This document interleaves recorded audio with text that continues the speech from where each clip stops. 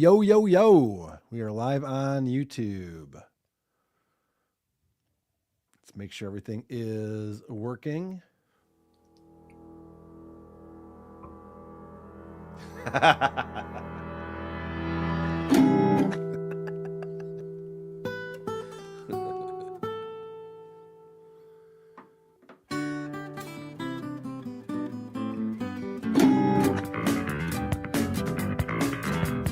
All right. Your podcast stinks. Nice. Beautiful. All right. If you do, if your internet fucks up, we'll just grab drops of you and act like you're still on the show. Okay. All right. Easy enough. Are you promoting anything today, Pat? Nah, just hanging out. Okay. All right. Do I have my thing? I do. Okay. Today's show is brought to you by the new product from our friends at Magic Mind. Magic Mind Sleep Performance Shot. Fall asleep faster and get a deeper rest. Along with Focus, there are now 2 daily shots to transform your mental wealth. Visit magicmind.co/WATP show Jan to get 45% off the Magic Mind bundle. We hope you like this jolly podcast. Episode 591. Are you a boner guy? Oh, I was a boner guy. You know what? I miss penis. What are you talking about? I'm the one who should apologize. Is it going to be absolutely riveting? Is it going to change your life by any stretch? Probably not, but it's going to be at least entertaining, okay? By the way, for those people that are in the back, remember to shut the fuck up. Cuzaroo. Slapperoonie. It's showtime.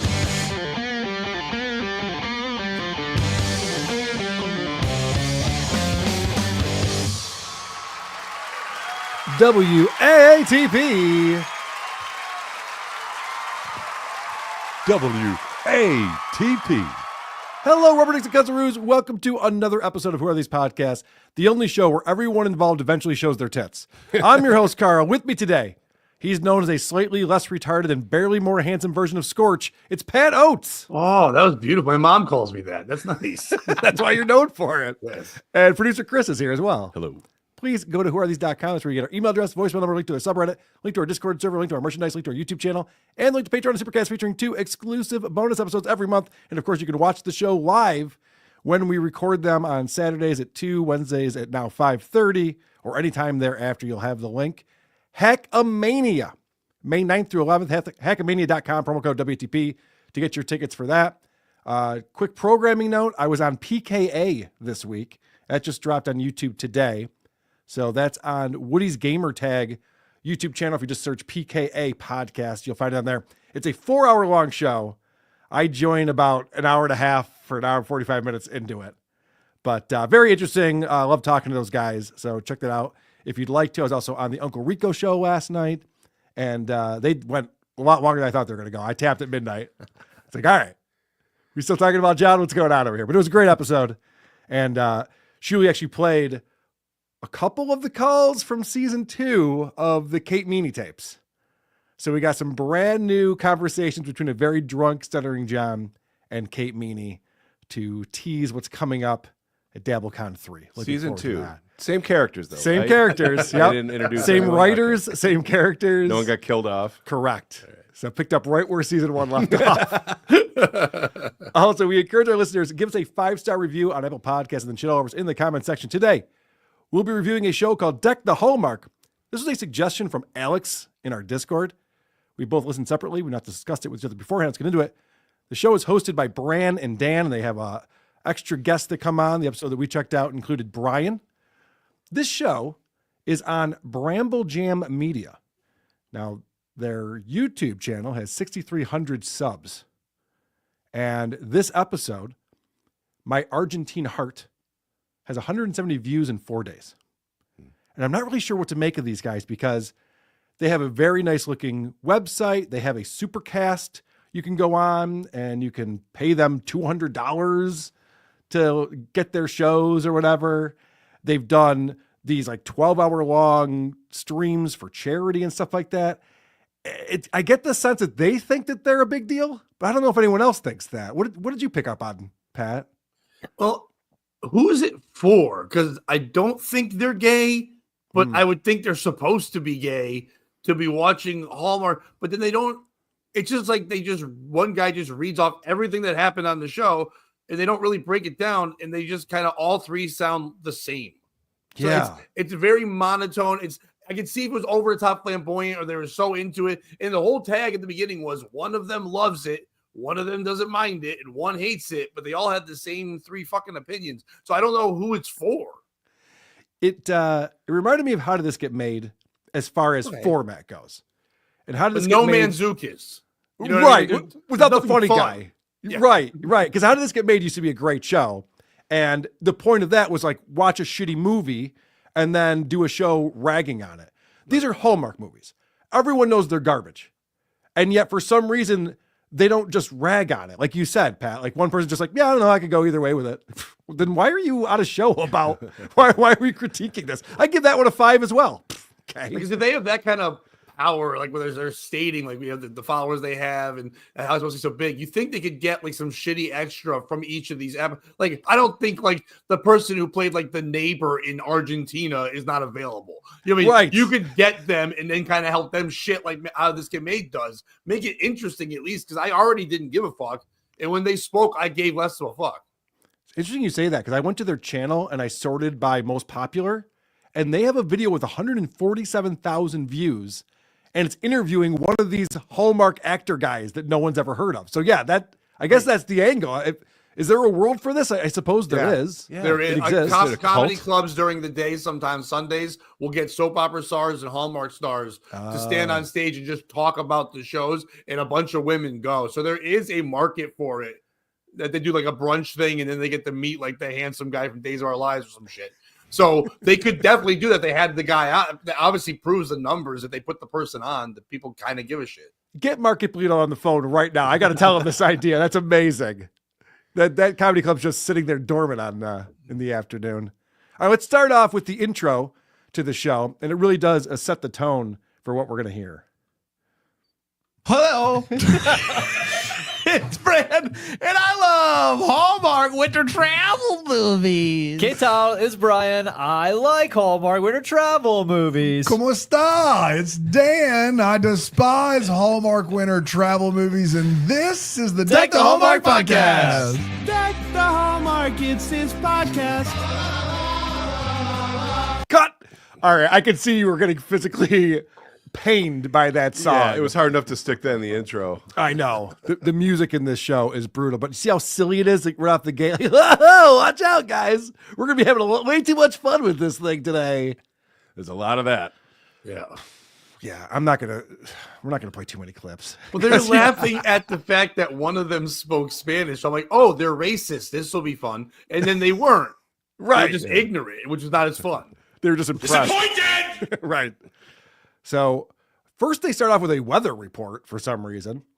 We're going to get to Opie in a little while. He's talking about the weather as well. Everyone's talking about the weather on their shows right now. It's crazy shit. And then from there, these guys continue to be silly talking about this movie.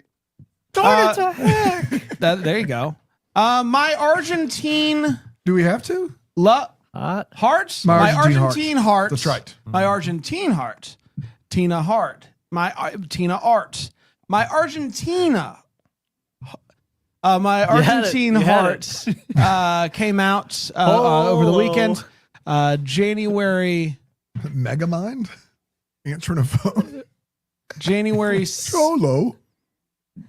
January 17th. 18th. No. January 18th. January 18th, 2025. I want a little something. Blizzard. A little something. We'll get Ice all- storm. In post, it'll all be fixed. Yeah. In post, it'll all be Let's fixed. say all the things, and so then she can Yeah. take them. So That's right. Ice, Freezing, rain, ice storm. sleet. Warmer. I like the part where they all start yelling things about weather over each other. That goes on, by the way. I cut that there. They have several strokes throughout. Yes. That's all it is. It's just, it's 3 people who feel like they used to do it, or at least 2 of them. They had a meeting about how there wasn't enough banter, and now there's too much back and forth where they're all trying, no dead space, and like, it's okay to breathe. It's like they can't. Yeah, they're constantly talking over each other when they don't have this music bed that is way too loud, way too repetitive. So when they're reading the movie overview and going through the synopsis, they have this music playing. Something from Argentina. Went a little something like this. So we meet Abril. How was that? It was okay. Okay. Abril. Abril. Who is a fancy Brand pants. can't roll his R's. No, I can't. It's great. It is. The Lord gifted me with a silver tongue that's good with talking, but not with rolling my R's. Thank you for that. Is that a phrase, the silver tongue? Silver Or did I tongue? make Now that it up? is. I think it is now. I'm scared to look it up. I wouldn't do it now. Are you on our You're Wi-Fi? gonna get the algorithm. The algorithm's got to goof you You're up. gonna get some weird stuff, man. Careful. The other thing they said in the meeting is more tags, guys. Like someone will say a joke. We need to really pound it into the ground because sometimes we just move on from it and keep having a conversation. Can't do that anymore. Even if it doesn't make sense, just whatever, just Mad Lib it, just yell whatever, yell Megamind. It doesn't fucking matter. Just do whatever you want. What is silver tongue? Should I Google it? I don't know if I would do that on our Wi-Fi. The algorithm. None of that made sense. Nope. None of what you guys said was funny or made any fucking sense. But they said some words, so. They did say some more. A lot of words. They said a lot of words right there. If you could hear them over the music. Here's just more of their random nonsense. Brian, thanks for saving TikTok, by the way. Over Yeah, the weekend. I You get- did all that while doing All the that decades. work. Incredible. I It's a can't believe it busy didn't week. shut Hey, down. big the other week. day. Big week. What does that? I had to pause it. What does that even mean, Brian? Thanks for saving TikTok. I mean, if you go to the app, it tells you who saved TikTok. This isn't a mystery. Like, who saved TikTok? Does anyone know? Everyone knows it's woke dad. Thanks for saving TikTok. Just like random shit that's going on. It's cold outside. TikTok's back. Megamind. Fuck off. Fuck off. Abril, who is a fancy pants business person who Fancy pants business. There he goes trying Spanish again. sorry, who she goes and she talks to this guy to get a new job. Disney? Disney. So the guy's trying to give the overview and explain what's going on in the movie, but he's trying to talk really fast with it, and he's fucking up, and then the other guy does comment on that and repeat the words that he just said. So that was also in the meeting. Don't let this guy get anything Yeah, out. right. Make sure it's Like- very difficult for people to know what you're talking about. They had 3 separate meetings. One of the meetings was to one guy going, "You need to get the content out. The people need to hear about the show." Another guy's like, "You're supposed to be zany. Always be zany." And then third guy's like, "I don't know. I don't even know why the fuck you're here. We don't need a third guy. Just do whatever." It looks better with 3 guys. I'm showing you what's on YouTube. You can't see what these guys are doing live, Thank God. but I'm sure we're missing out. they look like they're having a lot of fun. The one guy's wearing a sweater that's probably not in fashion. That's wild. Who Yeah, wears a it's like- sweater like that? It's like Weekend at Brokeback Bernie's. Like, that's what it is. Just carrying this nerd in the middle. I don't know who's who. Don't care. It's 3 gay guys and one of them dies. And they don't want to stop fucking them. Can't stop. Actually, it makes it better. Brokeback Bernie's. It's like, Megamind. Like, what? I don't know. I'm silver tonguing you. Look it up. All right, fine. Oh, I don't know. All right, so, oh, fuck. This guy's trying to explain what happened in this movie. Do we care? No, of course not. But if you're listening to the show, I assume that that's kind of like what you need to know for the rest of the show. The other 2 guys are just having a conversation with each other. The other 2 guys are just having a conversation with each other in the background, but on mic. Apparently, the ranch has been in the family forever and is Sounds now right. run by their The family earth was friends, crafted including after the Abril's continental drift. childhood crush.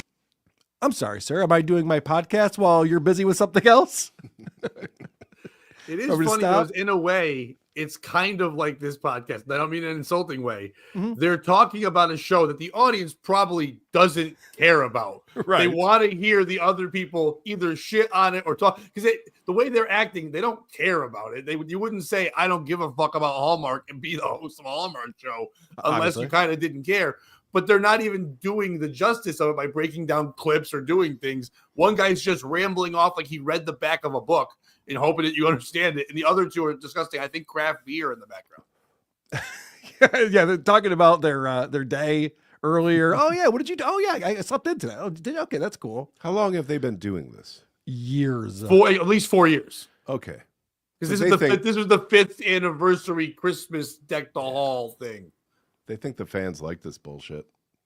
Yeah, they do this thing called the Deckies every year. Yes. I'm going to show you some of that in a little bit. The award show they do, Can't wait. where they determine what the best Hallmark movies are or something, whatever, who knows. So then they have these commercial breaks. They don't actually go to commercial break. They just say, okay, we're going to go away and then we'll come back. And when they come back from it, this guy's radio voice is over the top. Hey, everybody, welcome back. We're talking about the My Argentine Heart, the latest of Hallmark's January travel movies to try to make us forget that it's winter. Why do you talk that way? I had a stroke. So obnoxious. January movies. You guys ready for this?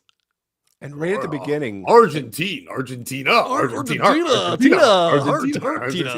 as if his voice wasn't enough. There's some guy going, for no reason at the beginning of that. He just has to make noise. There is a reason they said in the meeting, always be making noises. People are going to forget there's a third mic. Oh. Now you get it. All right. To your point, Pat, you would think the point of this would be to break something down, have an observation about it that's interesting. You would think they'd be shitting on it because it's going to be a garbage movie. This is one of the first things they say about it. So what I did like in this, the conflict I thought was pretty cool. The fact that she knows the guy who wants to buy the ranch. She doesn't want to sell the ranch. I like that. It wasn't some big so new and different for Hallmark. that was not bad. So Sounds compelling. Yeah. So what did you think about the movie? The conflict was great. You know, I thought the pacing was good. The storytelling. Oh, what are we talking about? We're talking about a Lifetime movie? The ranch was beautiful. Fuck. Well, I mean, if you listen to it, the movie's about a lady's down on her luck. She wants to keep the family ranch. Some guy wants it, but also wants to fuck her. So they compromise. Like, that's the movie. you're right. That is the synopsis of it. And they go on to explain that that's every single Hallmark movie. It's like the woman goes to the city, becomes successful, comes back home to the small town. There's the guy who's been wanting to fuck her since they were in elementary school. Then they start fucking. That's it. But there's always another guy who, for some reason, is dating her, but she could give a fuck about him. But he seems like a better dude than the weird guy buying ranches and trying to fuck. Which is why women love this. Because they're like, I can make bad decisions and it's good. Yay. Hey. I own already. I'm a business lady. That's just like me when I'm forwarding emails at work. There's another great thing about what they did in this movie. These guys are very excited about this. And I will just say this. They used a lot of locals in making this movie. I was looking at the credit sheet there. Well, the lead is Juan Pablo de Pace is from Argentina. And Julian Gonzalez, American. Argentinian. Yes, that's exactly right. And so I think that is neat and nice and good of them to do so. Who fucking cares? They were in Argentina shooting this, and then they used people who were near there where they were shooting. Wow, that's great of them. Or a cost-cutting measure. Just more cost-effective, probably. Not flying entire cast of people down. You and you. You look Argentine. I like they said they use locals, but then named the country. Like, we do that too. You know what I mean? In a lot of our movies, we use locals too in North America. It's a pretty big country. Yeah, it's a good point. All right, then they have different segments throughout this, and this is the next segment they do. Welcome back, everybody. We're talking about My Argentine Heart today. The third movie of the year. Let's get to our Wait What's. This is where we talk about what in this movie made us go, wait, what? And I'll start with you, Brian. Wait, what? Thank you. I couldn't get to it fast enough. Their Wait What segment. What in this movie made you go, wait, what? It's nothing. Obviously. I guess that's probably the bit. Because then they have to come up with something that's kind of mundane. I had to listen to that twice because I thought the guy's name was Wade Watt. And I'm like, now we're going to Wade Watt. And I'm like, okay. And they go, Wade Watt? I'm like, who's Wade Watt? Why is he so popular? And then I realized that they were just saying a stupid thing. Yeah, he's going to give traffic on the nines. They're going to Wade Watt. Over to you, Wade. The chopper. All right. This next clip I have is so embarrassing because we recently saw Joe Matarese at our local comedy club. Pat, familiar with Joe? I am. I've worked with Joe many times, and I've gotten weird emails from Joe, too. And we have much to discuss about this. So we saw his 93.7% Italian tour. And he does jokes about how Italians talk. He loves themes. I don't know if you know Yeah. this. Joe Matarese loves a theme more than anything in the world. Most people's themes are jokes, but his themes are different. I love you, Joe. Yeah, his latest special, it's something in mixtapes. Yeah. Where it's just like him talking about growing up in the 80s.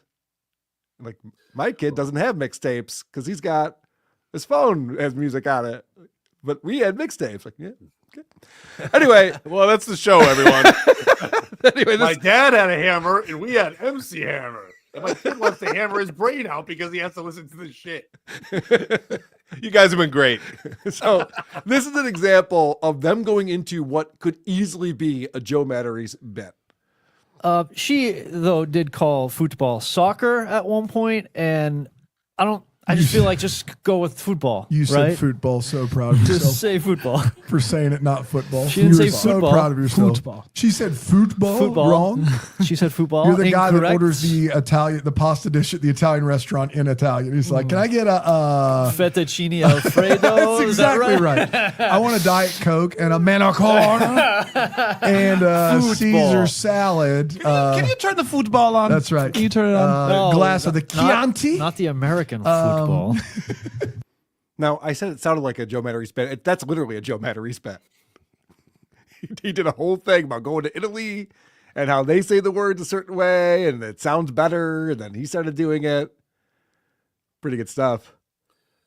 They do the part where he says that they take the I or the last letter of it. You know, it's like when they make it so Italian. It's like I can't even do the back bit, but you don't talk about where they pull the letters out at the end. Yeah. Yes. He goes, that. you know, do you want some mozzarella sticks? No, but do you want some mozzarella? Yeah. Oh, yeah, I want some mozzarella. Like, what? It's the same fucking thing. All right. Yeah. So we got to put the hands in. You're not doing it right. You need a background of Italian people, and you need to have Italian music, and then like green and white and red colors in the back, and then it's funny. And then it's hilarious. Good point. I'm not doing it justice. All right, this next clip I'm going to play, we're going to do a drinking game. Every time they say the word dongle, I'm going to need you to take a sip of your alcoholic beverage. Now, it's going to happen a lot, so pace yourself, but or prepare it yourself, I should say. But don't worry, there's a great payoff for all of this talk. It works out really well. Give me that rectangle desk for the middle of the square, this round.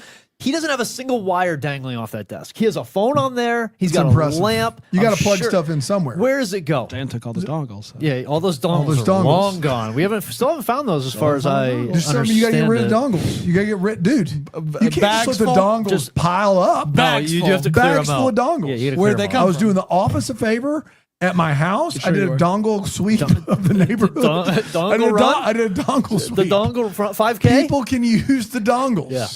You can't let those Just pile try up, it. Look. man. That's right. Next time you need to be a USB-C, you let me know. Yeah. And see if I have a dongle The or dongle not. bag. All I'm saying is it's possible the dongles were covering something up. That's No. on top of It's hard to see under them when they're all Why? just layered What across use like that. would I have? Why would I lie about dongles? Why would dongles be the Why cover? start now? Yeah. Why they're would covering they be something the up. cover That's a up? good That's question, Dan. ridiculous. I would make something up that's a literal lot cover-up. less weird than dongles. Nobody really knows though. You say dongle and people just let it go. Yeah. So you could just People, be, you say what even dongle and qualifies? people just let that go. What Yeah. qualifies? As What a is it? dongle, Yeah. it connects one device to another. So would Like an a- extension like a- cord be considered a dongle in Yeah. a sense? Oh, Yeah, I'll take. Yeah, What I'll about take like that. a- dongle. that is. I just. What do you that want me to is- say? it's a very long You dongle. asked me to define it. There it Fucking is. stop. There it is. Fucking Long stop. dongle.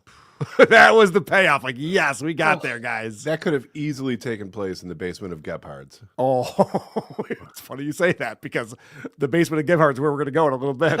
But that was like written by Tom Myers. Like it was so bad because like they found a word. Yep. It's kind of like when someone does like an impression, but they don't know that you're supposed to make like a fake scenario, wacky thing with that impression. So they just Right. go, "It's me, Arnold Schwarzenegger. I'm in a car." Like they found the word dongle, and Yep. instead of like making it a penis or doing they until the very end, they just kept saying the word. But they didn't do silly double entendres or anything. No, they just said a word. Literally like USB to USB-C. Like, yeah, that's what you need a dongle for. Go on. Dongle? Yeah, dongle. Jesus fucking Christ. After that, they talk about Pop-Tarts for 5 minutes straight.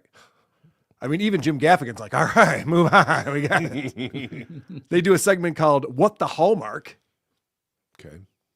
What's that? Because like, instead of like, what the hell, I guess. Oh, like, what the Hallmark. Pretty good stuff. Edgy. And then I teased this. Let's go back to 2022 and what they call the Deckies. This is their big award show. And I just want you to, this is actually live action. We can see what these guys are up to. And this is the Jackie. Boy. Yes! Yes! Oh, man. Yes! All right. So the wacky guy wears the bright colored suit on the left there. I believe that's a vest that only has 2 buttons buttoned. And the others blew off. He's going to notice that a little bit and try to button these up. But they have a, wacky little set here. And the screen behind them has, if you guys remember during the pandemic, they did this with wrestling and the NBA, where, because there's no crowd there, so they just have like a screen full of heads. Yeah. Like it's a giant Zoom call with 100 people or something. So they have that, which isn't distracting at all and totally necessary for this. But in the NBA and wrestling, people paid for that. Yeah, they actually were watching what was Yeah, going no on. one paid No. to be here. Definitely not. In fact, a lot of people didn't show up because there's a bunch of empty slots out here. Take that, everyone. Every bit the intro we deserved. Yes. All of us. All of us got what we deserved. We there. did deserve that. You got a septic tank joke. I think you deserved it. I did. Absolutely. 100%. Yeah. Guys, second annual Deckies. We're here. Awards. We made it. We're live. We got the double deckers in the background now. Yeah. Oh, yeah. Thank goodness for that. Good job back there, guys. They're getting We got it. a Kelly Pickler background with Hick Bones. We got some fancy dresses. This is the first I'm seeing of this. This is exciting stuff, Man. guys. This Yeah. is exciting stuff. Second annual Deckies Awards. People might be wondering, guys, what gives you the right? Are people wondering that? People might be wondering, who says that you can? Who says that you can order 3 $80 suits from Amazon? Yeah. And throw your own award All ceremony. the same size and just try your best. Yeah. I like that they came completely unprepared for this and just knew they'd pull it off. It's like, guys, we're pretty wacky. We'll probably just come up with something funny to say when our big Decky Award show starts off, right? I mean, they're also shocked that they're there, but they made the show. Like, they schedule it every week. Yep. Like, there was no one stopping them. They just put, like, can you believe it? Yeah, I can believe that you 3 dorks have nothing to do every week and can do this. And then, you put on suits today, but it wasn't an accomplishment. You just put on a show. Not to mention, I doubt that that's how that room normally looks in their house. It's got the balloons and the streamers and everything like that. They're like, wow, can you believe that we're here? It's like, yeah, we were working on this for like the last 3 days. No. I believe that's what it looks like because that's how they lure kids in. It's a fun house. It wasn't fun. Hey, Jimmy, can I see your dongle? Look like we planned this for longer than 5 days. Yeah. Who says? Now, we did not plan this for more than 5 days. No. There's a couple people that did. Yeah. A couple people put in a lot of work. The only reason this looks and sounds and feels All right, organized right there. is because there are Right there, he's people. looking down and he sees his guts hanging out. Because not only is the vest open, but I think the shirt's open underneath that.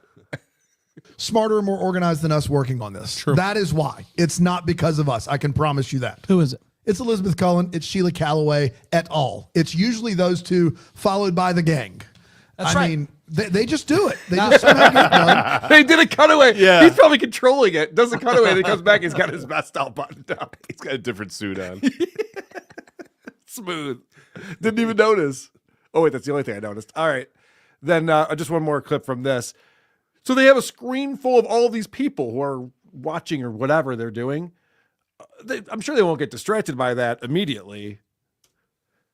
People also might be wondering who voted. Is Elizabeth Cullen in a wedding dress eating apple with a knife right now? Man, that's strong. Man, a lot of apples being eaten. Lots Is it, of them. Yeah, I see them starting to pop up everywhere. There's a lot now.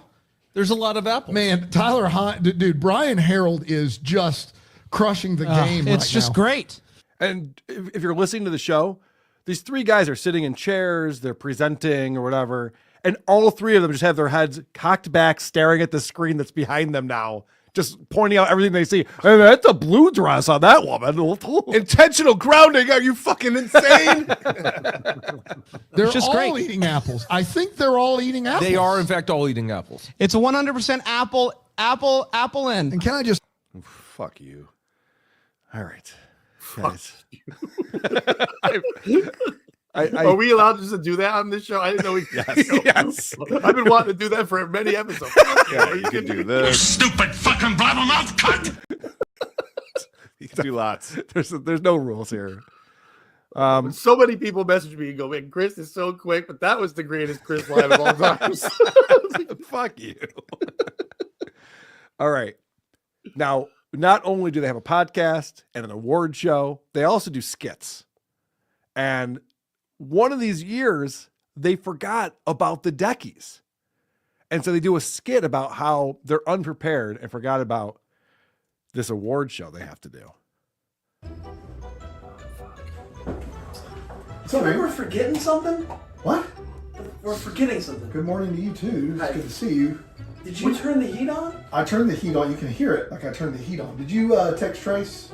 She had a question about Yeah. Goldies. Yeah. Did you told Rick we weren't going to make I it? told Ray we weren't going to make it. We got what? We don't have any episodes today. No. There's nothing we forget.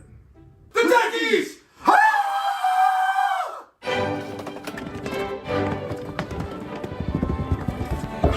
Wait, car's that way.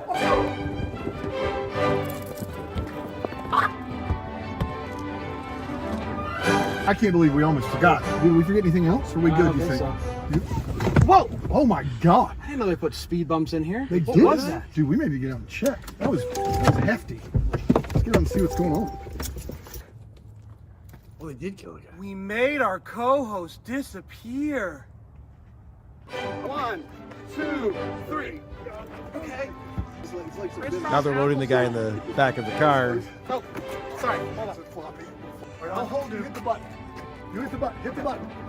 I mean, I think one of the first things one of you guys said was, "Who is this for?" Who is this? It's. I mean, children wouldn't enjoy this. No. Adults wouldn't enjoy this. Anyone with a sense of humor wouldn't. Slow enjoy this. adults. Men, children. No! No! Get it! No! Oh no!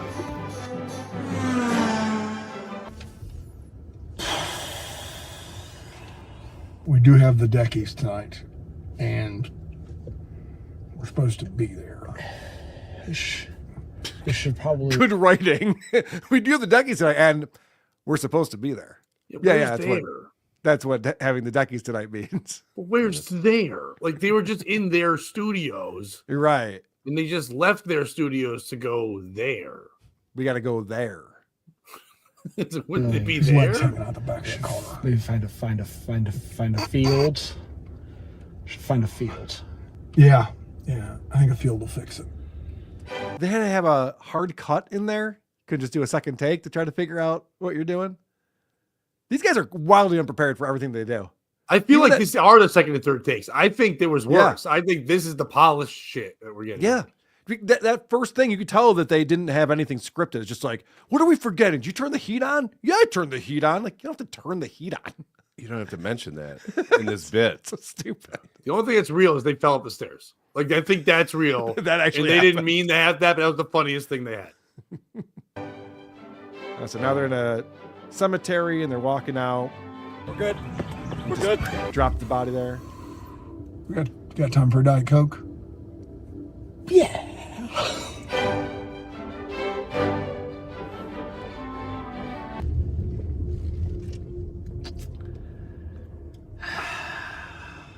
Y'all gonna make me lose my mind. Y'all gonna make me go all out. Hold on. What? Weren't we doing something? Oh, no. Deckies! We need our suits!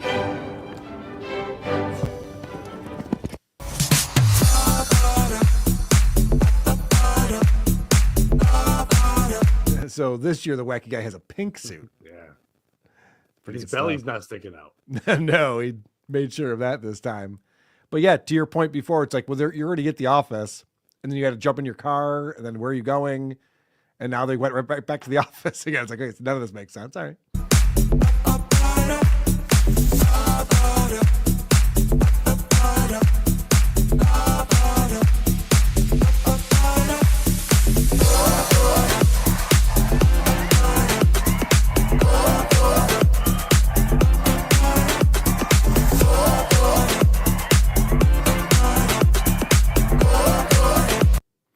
And that right there was our Cringe of the week. Cringe of the week. Oof. I mean, I'm no one to tell the Hallmark homos, whatever their name is, what to do. Right. But you would think in that skit, I'm just putting out a limb here, I would have like remade one of the movies they covered that year and like made a spoof on that. So the people listening go, oh, I remember this episode of the dumb thing I hated. And now I can watch it instead of them like, let's just freeball it and just run around and maybe murder a guy. Yeah. I would have like included a couple jokes maybe. The thing where the two guys are I think sitting they've in been their... trying to do that for like 5 years. Good point. The thing where the two guys are in the car and they're singing along to the song, the douchey song. I mean, that's been done, right? But this isn't the first time I've seen that before. But good stuff. So that is Deck the Hallmark, which you can find on the Bramble Jam Media channel. Words of Chris, fuck you. Yeah. It's already one of my candidates for the worst of 25. Yeah, that one wasn't even fun. Like I've always come know. on, even though it's bad, like the Brady, everything, it's always been fun. That hurt. That was like mean. I know. And when I was listening to it and listening through, I'm like, okay, there's really not much that changes. It's just the same thing for the entire show. And if you're not into it, which you shouldn't be, then there's no reason to listen till the end. You're like, okay, I get it. You guys are going to talk about this movie earnestly. Good stuff. So let's get some eye candy in here, shall we? Please. We're losing viewers by the dozens right now. Let's get some dongles in here. Let's get a reason for a dongle. This is Lucy Tightbox joining us. What's up, Lucy? Whoa. Well, hello. A very dongle to all of you. Oh, I forgot. You have a bumper. Tight, yeah. What's in the fucking box? So, Yay. Lucy, you've been checking in on something very funny that happened this week with a friend of the show, Danny Polishchuck. He's been on the show before talking about his, what is it? Something low mail. He does that show. Yeah. Fuck, now I'm forgetting the name of it. I just looked at it too. Yeah, me And too. no, I don't remember either. But I think it is low mail. Well, no, it's these With women. Ryan Long or no? Yeah, with Ryan. Yeah, he's on the boys cast with Boy Ryan Long. something or man shit. They or do the something. boys cast, which is what we're Yeah, going to be okay. looking at. And Danny does a couple other shows too, where he has call-ins and stuff like that. And so Danny got this idea to do a Haktua. He was going to create his own meme coin. I would argue that he accidentally became a crypto god overnight. So I think in clip 1, he does a great job of how he got into this cryptocurrency, which he created called Jew Bear. Okay. And this guy, this regular caller calls in. He's like blacked out drunk. Okay. Like he's literally like the drunkest call, Johnny, right? Johnny's the producer. Drunkest call we've ever received. He calls in and he starts like rambling. And then he was talking about the fires. And then he's like, could you, he wanted to like bet on Polymarket on the fires or something, like some sort of bet. And then he's like, we should make a token called Jew Bear. And it's like the California bear, but it's like because the Jews set the fires in California and make a token. And then I was just like, so they got this idea, create this cryptocurrency. There's a website called pump.fun where you can just make a crypto coin in like 2 minutes. And because of this drunken caller, Danny is like, all right, well, I guess I will make Jew Bear and invest 10 of my own dollars into it. What could go wrong? What could whenever possibly go I'm wrong? starting up a crypto scam, I always think, what could go wrong with this? Everyone's going to love it. It's going to be so much fun. CoffeeZilla will definitely not be all over it. It is Right. going to be great. It is Yeah. going to be great. I get the thumbs up from CoffeeZilla. This one's on the up and up. Hey, thanks. All right, so let's check out my clip 2. So in your mind, it was like $10 for a joke. For a joke, and I was just like, whatever. And so I posted in the Patreon, hey guys, like the low value man Patreon. And I was like, hey guys, here's the token. I made it in case anybody wants it. I don't know, right? Come back 10 minutes later, someone's like, the market cap is $2 million right now. And I'm like, what the fuck? I'm like, what are you talking about? And I don't know how it happened. I have absolutely no clue because again, I didn't tweet it. I just replied. You didn't call people at the Jewish head office? I didn't call anybody at the Jewish head office. I did not call like anybody at the central bank. Nothing. Did you not say, Hebrews do your thing? No, I didn't call up BB. Nothing. None of this. Now, Lucy, you represent who we're talking about here. Is that true? That is accurate. I There were no represent phone Bears. calls. There were no phone calls made. Not a single call to us Jews. Very bizarre. So I did not get in on the ground level at this, unfortunately. But the coin took off. Danny is, of course, rolling in the bank now, obviously. But he is worried about CoffeeZilla coming after him in my clip 3. I mean, as far as I know, Hawk Tua has not done a show since her crypto scam. She is still off the internet. So this is a dangerous time for crypto. Yeah, she's gone. So, uh-oh. She started this thing as a joke, and within 4 hours, it's worth $4 million. Within 2 hours, it's worth $4 million. Maybe even 1 hour. But you only own a tiny little portion. I own, yeah. Like I literally bought $10 worth. I could have bought like half of it, but I'm not even the top 20 owner of this. So I do think that he probably had no idea what the heck was happening, but I love how he starts this off with, it's not financial advice. I made it as a joke, and also I don't even have it. It's not even me. That posture right there tells me he is scared that this is going to blow up in his face. Like, I had $10. I'm fine. I'm not even trying to make money on this thing, guys. See, 10. It's a goof. Yeah. So after Jew Bear becomes a success, something happens. And this is very common in cryptocurrency, which is that people try to leech off the success.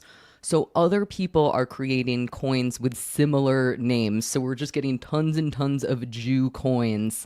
And Danny wants to get in on that too. I'm sure none of them are offensive in any single way, right? It couldn't be. Okay, that's good. Couldn't be.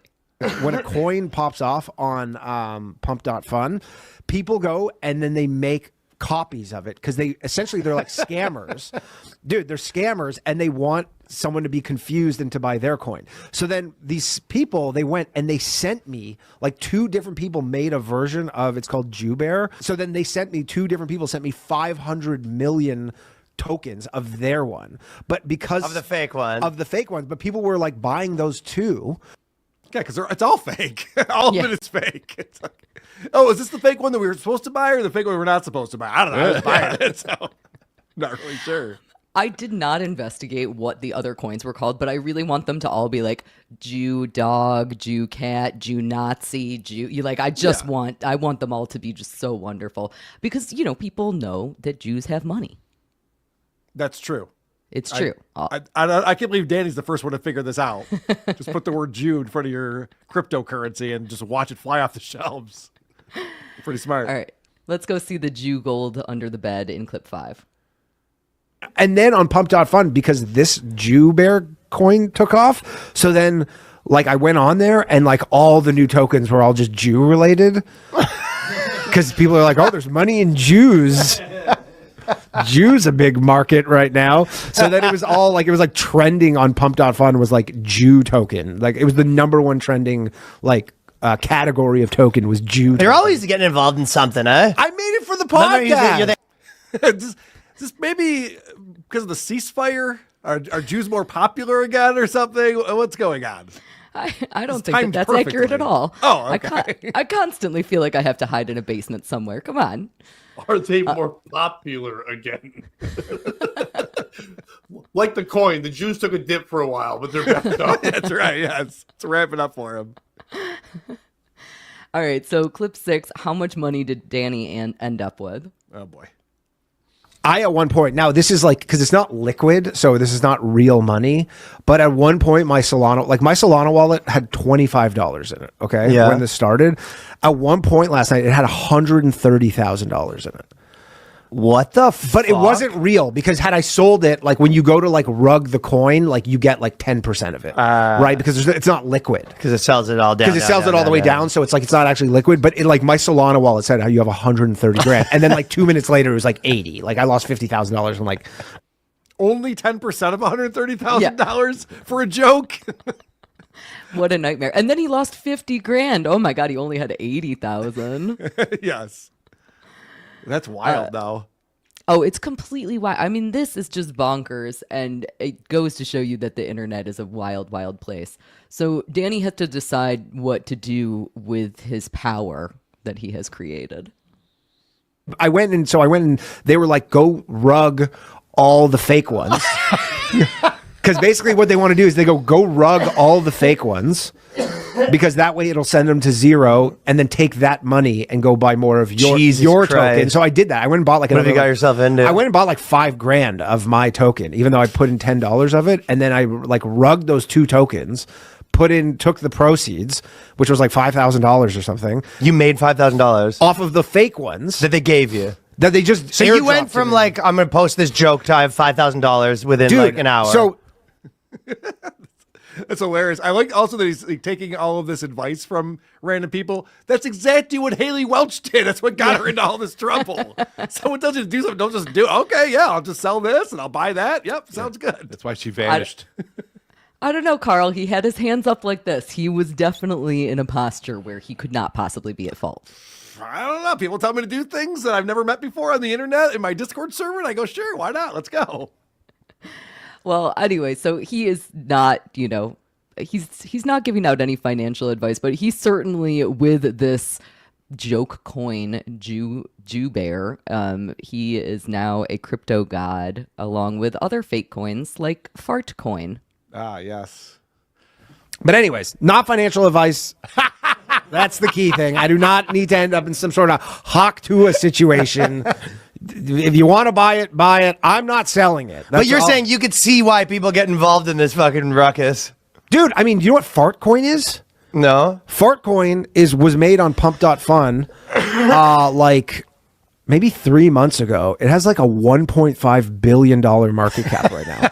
Like there's people who have made literally tens of millions of dollars with this garbage from just making Fartcoin. But all right. I am thinking Lucy's tit coin. Yes. We have to have a meeting. We have to have a meeting. Pat, you don't like that? What do you think we should call it? We'll call it Jubes because it's Jewish food. Jubes. I mean, like, it's more There you fun go. than it. Tit's too harsh. We have to jump on the trend also. It has to have Jew in the name. Okay. Well, we also have Jenny Jiggler now.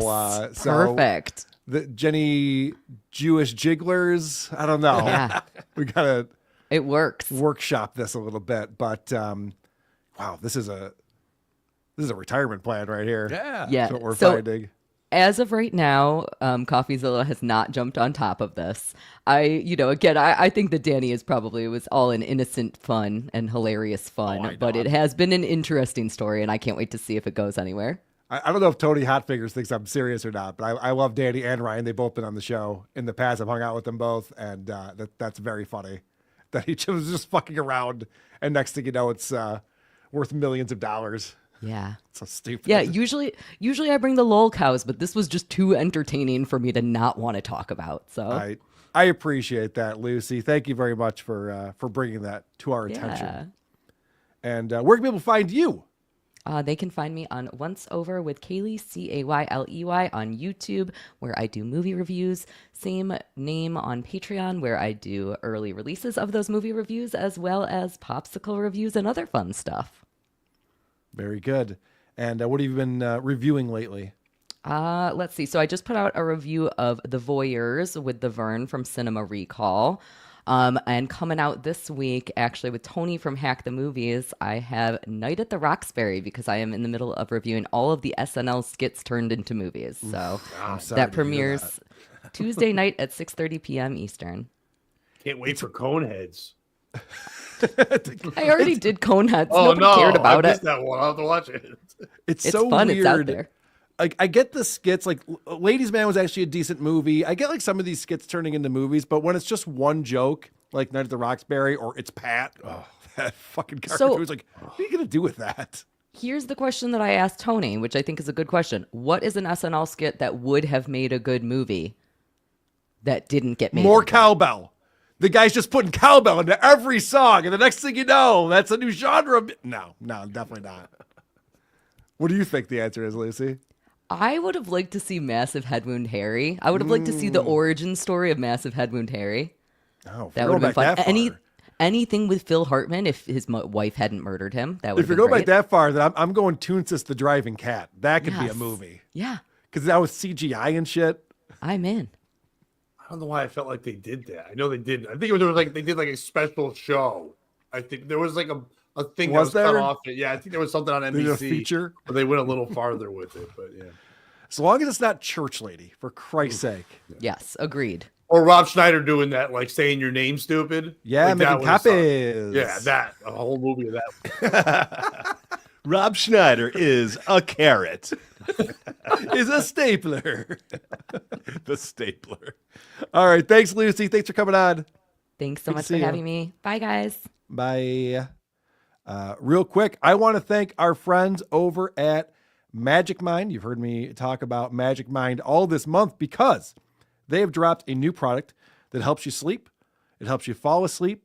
It helps you stay asleep and you get a deeper night's rest. I can tell you this because I've tried it and it definitely works.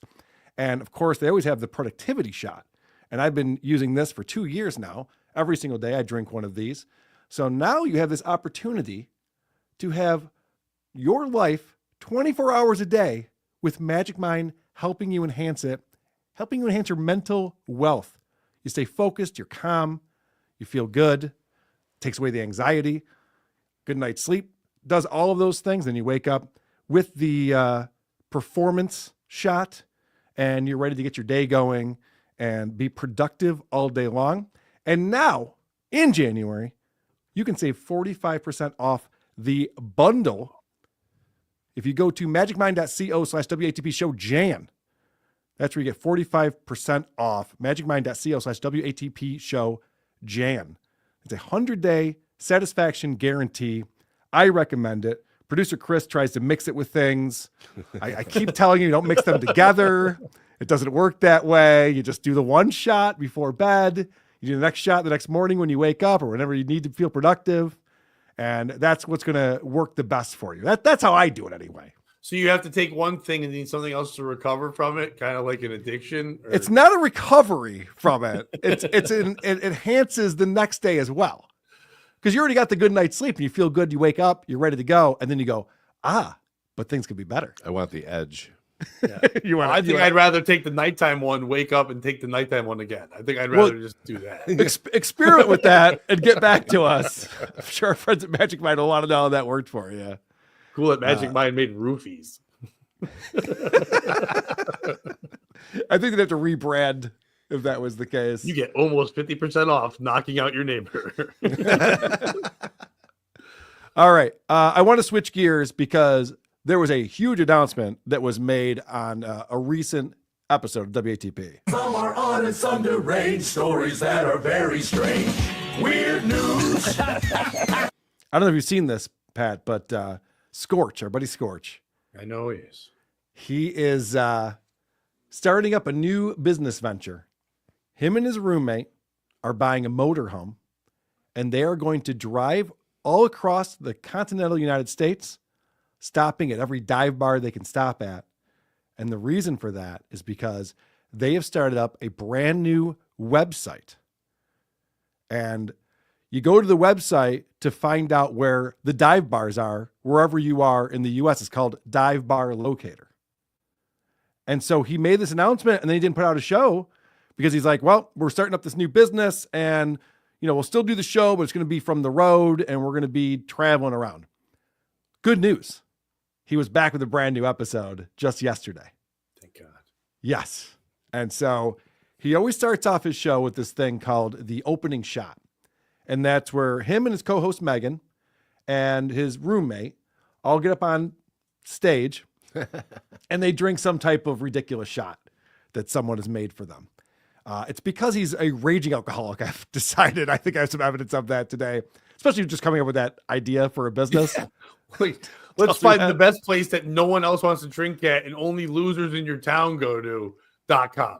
Yeah, we were talking about this with Anthony Cumia, and Anthony's like, yeah, they're dive bars because they just want their local. It's a locals place. They're not looking for a bunch of out-of-towners to come in. This is the last thing they want. Right. It doesn't even make sense. But apparently he's selling these packages for as little as $200 a year. Although now that I think about it, some of these losers probably like Scorch.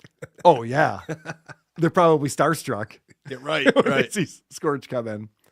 So this is the opening shot. Scorch can't do anything without making everything awkward. Mm-hmm. He brings additional people up to do shots with them, and everyone's ready to drink the shot. And the Scorch's like, well, hold on a second. We got more business to take care of. And the worst thing that you can do is just stand there with your shot waiting for someone to like give you permission. Oh, yeah. To drink. Give it up for the Give it up for the Curtises, yes. Give it up for the Curtises. Kathy and Benjamin. And for those in the chat room, I'm gonna beat you chat room guys to it. Oh, no. They're half the crowd usually. So Yes. yeah, if you know what, can you put them down and cheer for yourself? It doesn't matter if they're half the crowd, though. They're the loudest ones in the crowd because they are not They're afraid to half the holler. crowd, but all the fun. And you know who else I want to put this opening shot out to? Yeah, I know. I want to put the opening shot out to Colin Mockery. Oh, yes, it's a show. But actually, the reason I did the show was because last week we're all hanging out at this point. So, but was that one of just a fun show? And what happened afterwards was the nicest thing. The guy Ethan called me, so we wanted you guys to meet Colin and Brett, and we figured it was going to be a meeting. That was the thing. I thought these people were going to be there. We're going to roll through, take pictures, shake hands, whatever. High five, that's it. The Pablo said it cleared up. And there's us. There's us standing there on stage. So, you guys, thank you guys, Ethan, Colin, Brett, thank you. Curtis, thank you. Scorch's PFG TV, the Brick House, thank you. Drink half and give it to you right now. What the crap was that? Whoa.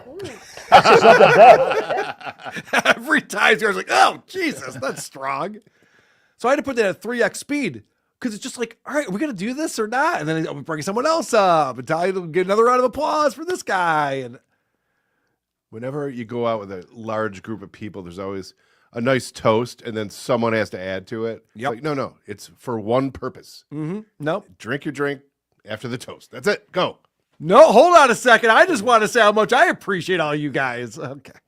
Shut up. Like that they invited 12 people would have 2 chairs. So like a 9'2" guy and then like a hobbit woman are next to each other. And then like the beefy girl, she gets to sit. And then the guy who's afraid Scorch is gonna fuck the beefy girl comes over and protects her. Yes. That was a good breakdown. You are reading this perfect because yes, Megan, and I didn't even pull all the clips because it's getting redundant. But anytime Scorch brings up anything sexual, he was talking about taking a U-turn. He called it bang a Yui. He's like, oh, that's what we said back in Boston. We'd always call it banging a Yui. And she's like, I'm uncomfortable. It's like she doesn't want to hear him saying the word bang or anything because he's always hitting on her. And then that other guy comes up, rubs her shoulder. She's like, hey. Hey, you're like, not we used to make left turns. They called it skull fucking. You know what I mean? That's my bad. That's what we call it. What do you think of that, Megan? So this is him talking about the dive bar locator. Before we go any further, speaking of drinking and stuff like that, myself and Mike and a couple other people now have this new business going on called divebarlocator.com. Whoa. I didn't know there's a couple other people. It's him and Mike and a couple of other people with this thing. All right. And you should do yourselves a favor and get the app. Right now, it's really cool. Go to divebarlocator.com. Something's going to pop down. It's going to say install. You install the app just like that. Boom, you got the app as well. Here's a little bit on divebarlocator.com. Yeah.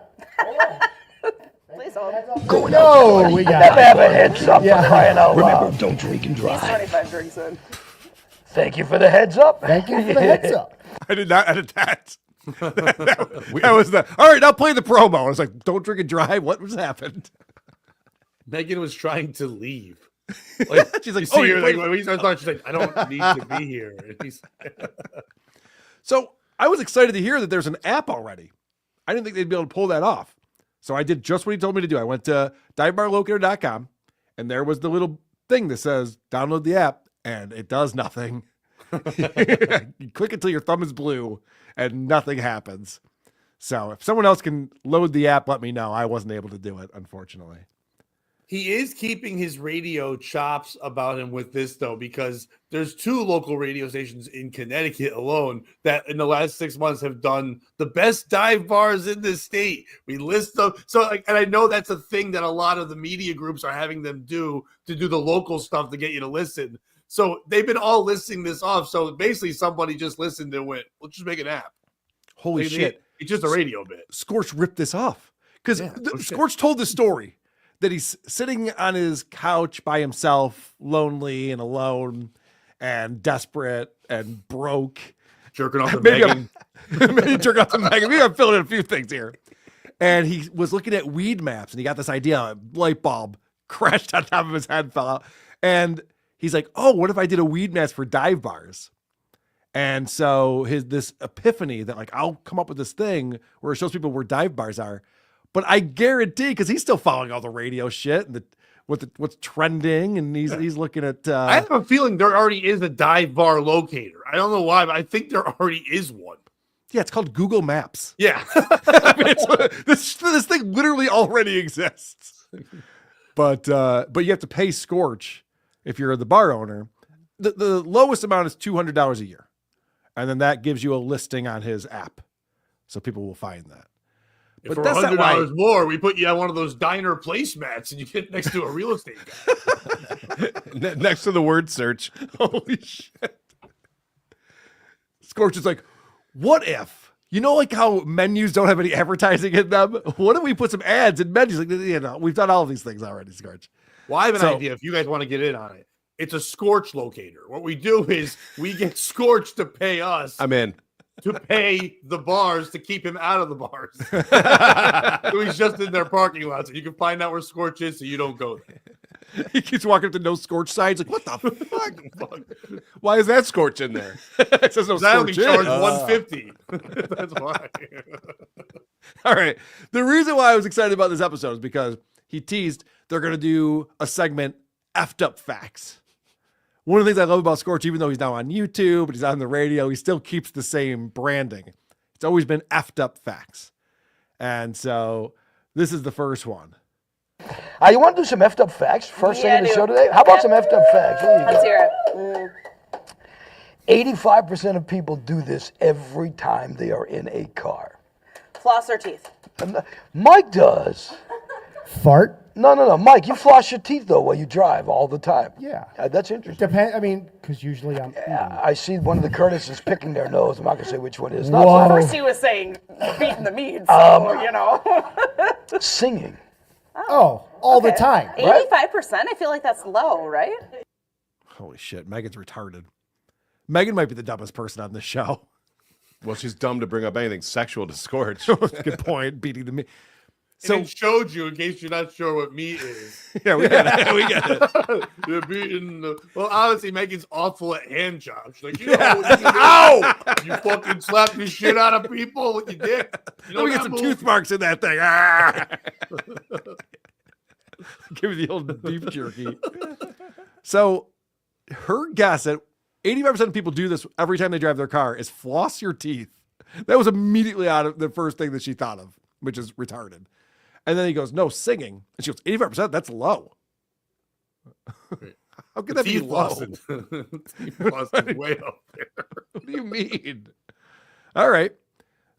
So Scorch then goes into the story about how, because they're talking about singing in the car, he went to go buy this motorhome, him and his roommate. And he's in a different area with different radio stations, and he found this awesome radio station. Did they lose their apartment? No, they're still in the apartment for now, but they're going That to be. feels like a no. We're just getting a motorhome. Like, They're going to be. Roommate. They're going to be leaving it to drive down to Florida first, and then up the East Coast. They're homeless. Oh, dude, they are so poor. It's sad. There's some sad things. We're gonna have the clips to prove it. But this is Scorch talking about this radio station he discovered that's awesome, except for there's just one problem.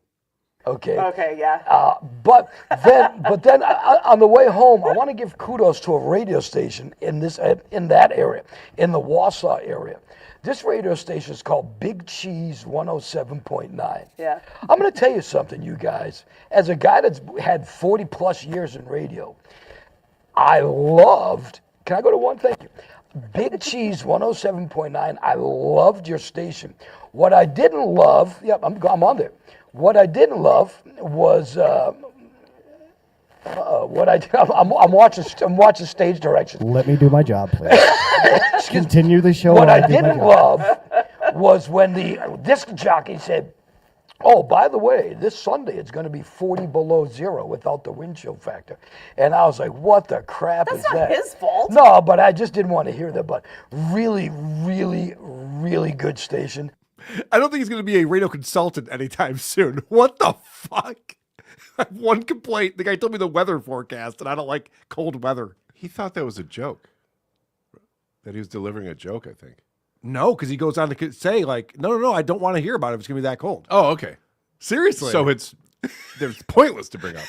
he really thinks that the disc jockey should not even be bringing up weather. It's bad news. Don't talk about it. 40 Even below dumbass Maga without the knows. wind chill, by the way. And he doesn't realize that the guy's exaggerating a touch. Yes, I'm sure it's an exaggeration, although Wisconsin does get fucking cold, man. They're definitely going through it right now. Like he's like, I do radio, I love radio, but they're the best station because they have me on it. Right. And this station, I looked up because I'm like, what makes this station so great? Jeez. It's classic rock. Oh. And when I went to the website, they were playing "Wish You Were Here" by Pink Floyd. It's like, oh, this is like every other fucking station. And Scorch is like, this station's amazing. It's really, really good. Okay, if you say so. By the way, you can hear me tomorrow on WPLR Classic Rock in Connecticut. That is the best station. That's the station that really rock. What's your tagline on that station? I don't fucking know. Yes, you do. No, they switched it. It used to be like Connecticut's #1 rock music station, but now they just got away like WPLR. They don't want to say classic rock anymore because that feels too old. So they're where the weather's always amazing. Yes. Yes. We only get forecasts when it's good news. It's the song your mom got molested to. Yeah, we used to have the home of rock and roll, and then I think it switched to the only station that really rocks. We were that too I think everybody was that for a while. Yes. But we really, really rock. No, I know there's 3 other rock stations in this market, but we really rock. We like so rocking stuff. All right, so this is talking about this thing they're going to do, this excursion, the motorhome they're getting, and what they're going to do with it. This weather is. Bye, boys. I'm over it. Yep. Time to roll. So what's Two more happening things is- to get in place, and What's happening is this motorhome, we're getting it, what do you call it, stickered? yeah, we're gonna get it all wrapped and decaled. and- Shrink wrapped, yep. yeah, I don't know if we're gonna do a full wrap or what. Can I go to 2 again? Oh, I'm sorry. Thank you. I'm sitting here having a conversation. Yeah, I know, with you. and I'm like, Megan's here. But I'm kind of keeping out, so, you know. Yep. So we're going to get it shrink wrapped, and it's going to be, so people are going to see, traveling the United States of America, the divebarlocator.com mobile. Okay. Got it. And once again, I want to go on the record as saying this, and this show's not meant to talk about dive bar locators. This is just one of those things. he goes out and does an advertisement for this thing for a while after that. Is she drinking out of a Pringles can? Like, what is I was wondering that too. I thought it was a candle. There's a lot of drinking on this show. She has 2 different beverages in front of her. Let's do another shot. She's going to town. Yeah, they start with a shot. And I know he meant camera 2, but he said, let's go to number 2. Then they showed her like she's a big piece of shit. That's our nickname for you, you piece of shit. There you go, 2. So they're getting this motorhome wrapped. And then you heard the guy kind of downplay. He's like, well, we'll get some decals out of there, something like that. But it's going to have the whole Drive Bar Locator logo on the side. And Scorch is talking this up like people are going to be looking for it nationwide. Oh my gosh. I just saw the Dive Bar Locator motorhome. It's amazing. Oh, this is a great idea that he has for this new venture. Let you know it's out there. We're going to be doing the Dive Drive 5. Okay? And a few times a day, we're going to be putting up videos of 5 bars that we stopped at. Interesting. Yeah. He's so aggressive with her. I'm sorry, but he's like pointing in her face. Drive, fuck. She's like, fuck. All right, all right. Listen, Megan, I'm not going to tell you again. All right. You know what rhymes? It rhymes like 3 times. Dive Drive 5. So they're going to go to 5 bars in one day. What can go wrong? I'm sure this will work out really well in their motorhome as they're going around here. Who's the guy that drive-ins, dives, and Guy Fieri? Yeah, Guy Fieri. Whoa, Chris said that all cool. Yes. I've been corrected. Damn. Wouldn't he have a lawsuit or something with this whole thing? It seems like they're getting really close to the branding on this now. Yeah, but he's not doing the drive-ins or the dines.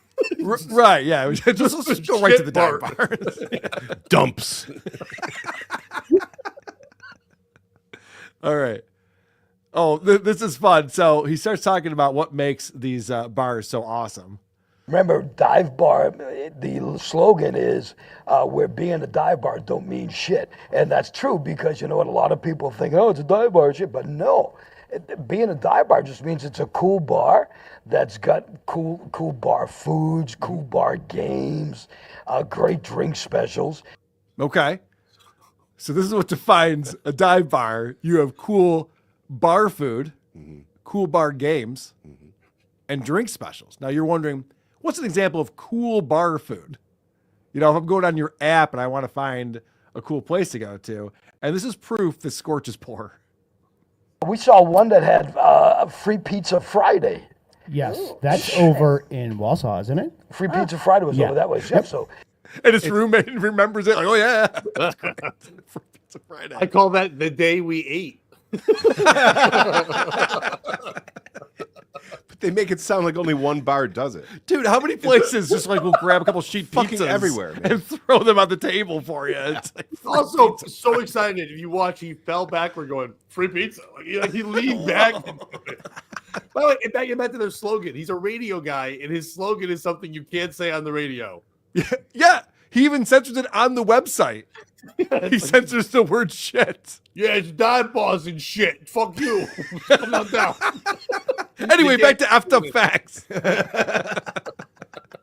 It's so stupid. Oh, actually, this is the transition back to effed up facts. This is perfect. anyway, divebarlocator.com. Look it up. Yes. Yep. Look it up. 85% of people have burnt their mouth on pizza. Oh, yeah, for sure. Yeah. Yeah. I'd love to have a bite now. The worst. Oh. How is it an effed up fact? I was just thinking like, that. the fact that 85% of people sing in the car, 85% of people have burned their mouth on pizza, that's effed up, man. Whoa. 85% of people threw up when she did the hungry hippo thing just there. I know. She got real excited talking about pizza right there. How gross are the other women in that bar where he's like, Megan, get over here. Let's get some eye candy.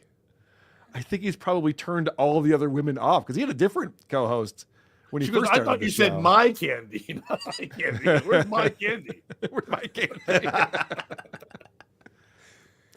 Now, we just saw evidence that Scorch is broke. We know that's the case. I also think he's a raging alcoholic because of this anecdote that he tells here. For sure. 3,000 people have ended up in the ER after tripping over a laundry basket. That sounds like something you would do.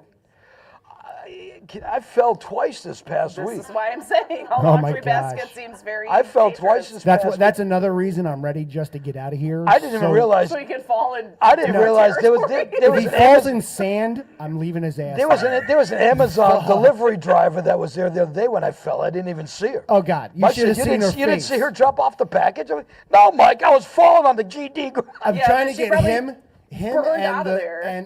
and Tongo into the. I didn't even know he was out there. I just was like opening the door. I opened the door and he's laying on the ground. Yeah. So I'm trying to get Tongo in the. Unzipping my motorhome. fly. Oh, it was just a mess. No, because of Tongo. So effed up facts, huh? Yep. How about that? So he brought up his fly, and Megan's like, all right, let's get back to the segment now. She got real freaked out by that. Let's Who close your fly. falls down a lot in their house, except for blackout drugs? And not even. Right. Because I haven't fallen yet. It's weird. It's a weird thing, though. Yeah. And how do they collect this data for these facts? I just have to know. 3,000 people fall over their laundry basket and then got to the ER. Okay. I don't know where I'm that data's shocked he being does collected. laundry. Well, you noticed that she goes, that sounds like something you would do. And he goes, well, I do fall. Oh, yeah, he didn't you're say right. anything about He didn't say laundry. no He's laundry. like, I just put on this hoodie every day, but no, I do foul. That's true. He's like, sometimes I fall with my dick out. What do you think, Megan? Yeah, what did that even mean? His zipper was down. I tripped over my zipper. What? Well, my favorite thing is that he censored goddamn. Yeah, he has said shit, fuck. He said everything. He's basically said the N-word 3 times. But he's like, the GD basket got in the way. I'm like, what the heck? Those F and N's. Well, I hope he says that. Is Missy B here? What just happened? Hard J's. This is an interesting fact I didn't know about Scorch. Now, let me ask you this, and I will take this to heart, although it won't change my opinion. Will you fuck me or what? Right? you can tell she's nervous, like, oh boy. Here comes the marriage proposal. 3 holes, correct? All right, anyway, go ahead. How many dates until the third input? When do I go in for the kill? Go in for the kill. You're past the age of impregnation, correct? You don't get those periods anymore, right? Come on. Change my opinion, but I'll take it to heart. 35% of women say it is a huge turnoff when a guy works on his tan too much. Too much? Yes, absolutely. Isn't that what the too much means? The levels it went for the percentage is crazy.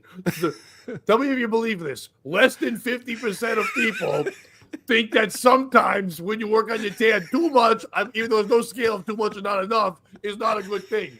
In other words, will you blow me, Megan?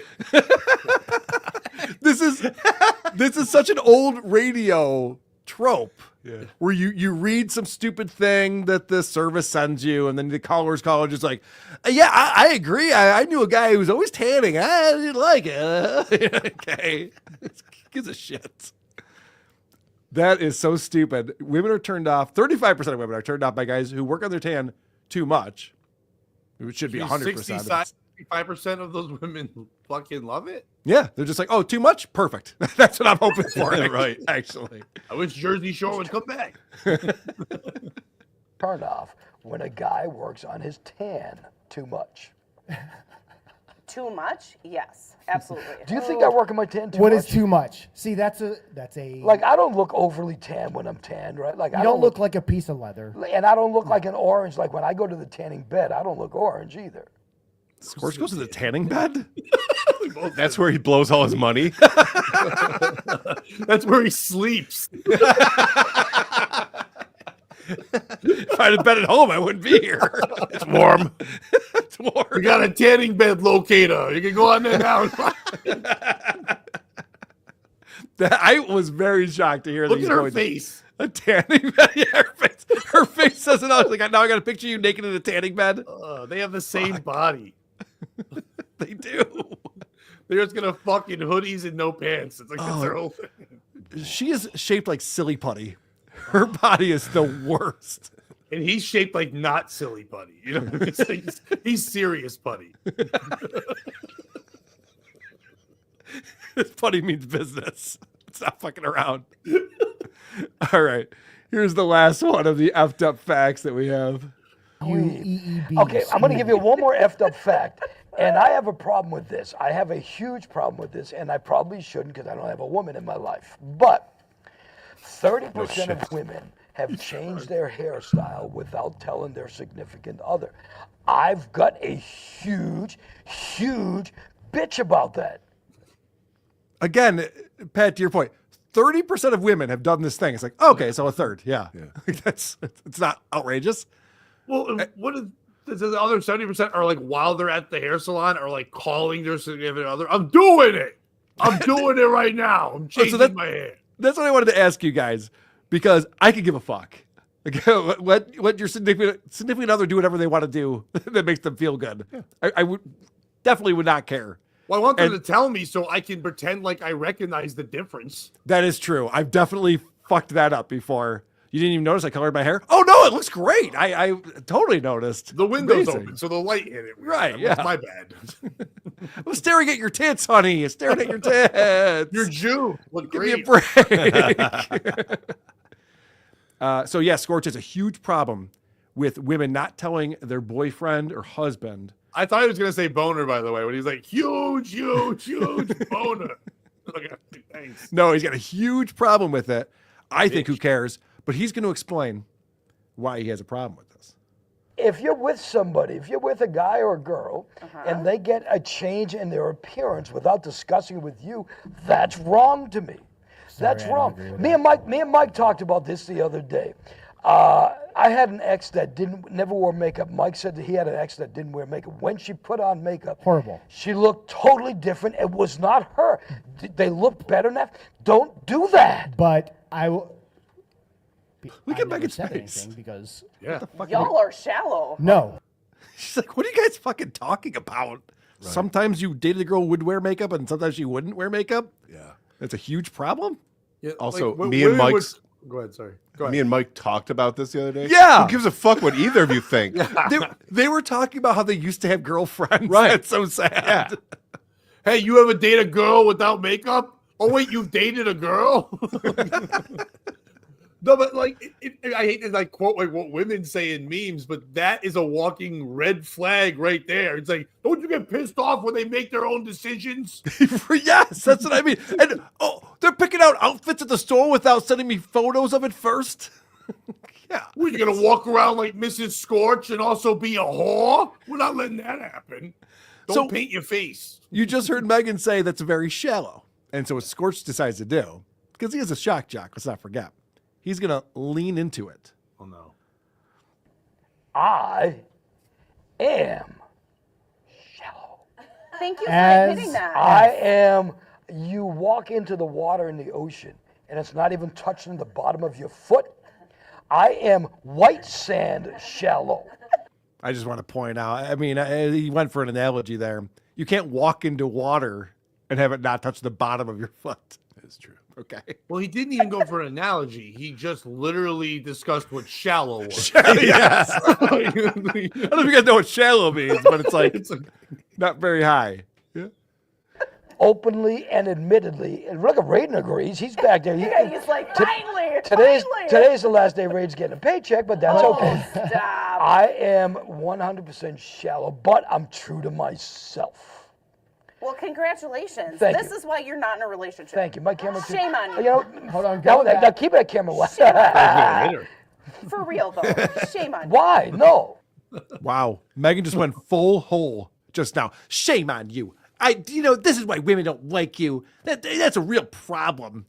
Like, Megan, you're on a show. I might be shallow, but Megan's hole is cavernous. Hello, good night, everybody. All right, that's it for Effed Up Facts, everybody. The band comes on. But I do like when he does Effed Up Facts. He doesn't really look at his phone. He goes, "Oh, hold on." Anyway, Effed Up Fact number one. He's not even reading. Yeah. The idea that he has to like look down and he's scrolling through his phone too. There are times when someone else is talking and he's just like on Facebook. He's just like, yeah. Whatever you say. I looked up leaked pictures of Megan. I can't find any. MeganNudes.com. I could buy this domain. It's available. We have a Megan locator app. We're gonna find the bitch. Now, I think it's possible that Scorch is doing better than Opie. And the reason why I say that is because Scorch is full of hope right now and ambition. He's got a new thing he's going to do. They're going to travel across America and go to dive bars. He has a dream. Opie still has money, right? Opie still has money. Yeah, he's winning. But Opie has nothing else going on.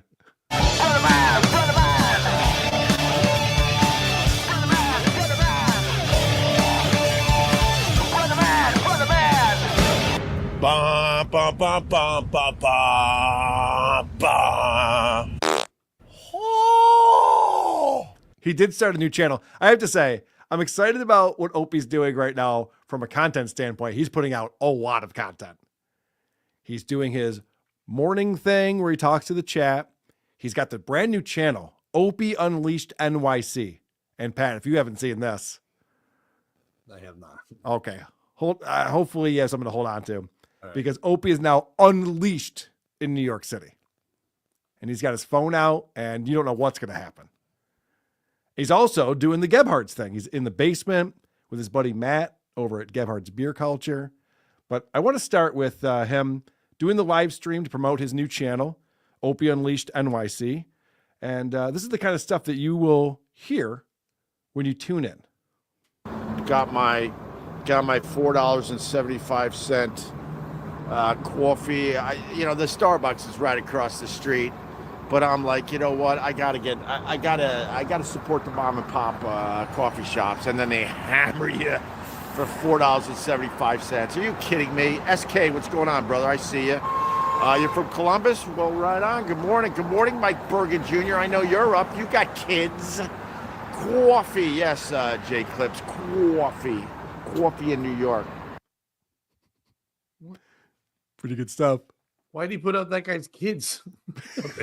I don't know. Creepy as hell. You got kids. I know about them. That is weird because his whole thing is his Facebook group. He wants people to join the Facebook group. And so I think that they're just like sharing, like these are lonely people. And so like, hey, look, I have kids. That's my ex-wife. She sees the kids more than I do. I think that's what people are sharing in this Facebook group that Opie's in. So he actually knows these people. He feels like he knows these people. Do they know who he was? They have to, but it's similar to Howard Stern. He's cultivated a totally different audience now. Like the opposite of who liked Opie and Anthony would like this new version of Opie. But that's why I feel like they don't know who he was. They're like, oh, this is just a nice boy who's trying.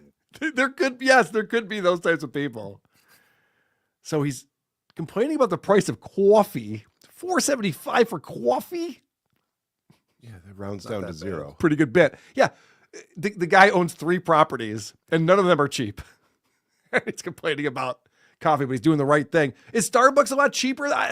Anyway, not the point. Well, better. He's supporting mom and pops by saying the name Starbucks, but not promoting the name of the small mom and pop. Right, you're right. It could help them. And complaining about it. And saying they're a ripoff. Fuck these assholes. So one of the things he likes to do is read the chat and respond to it. Ben! Hi, Ben Ratner. How are you? Do something viral. No, I don't. Okay. What's funny about this?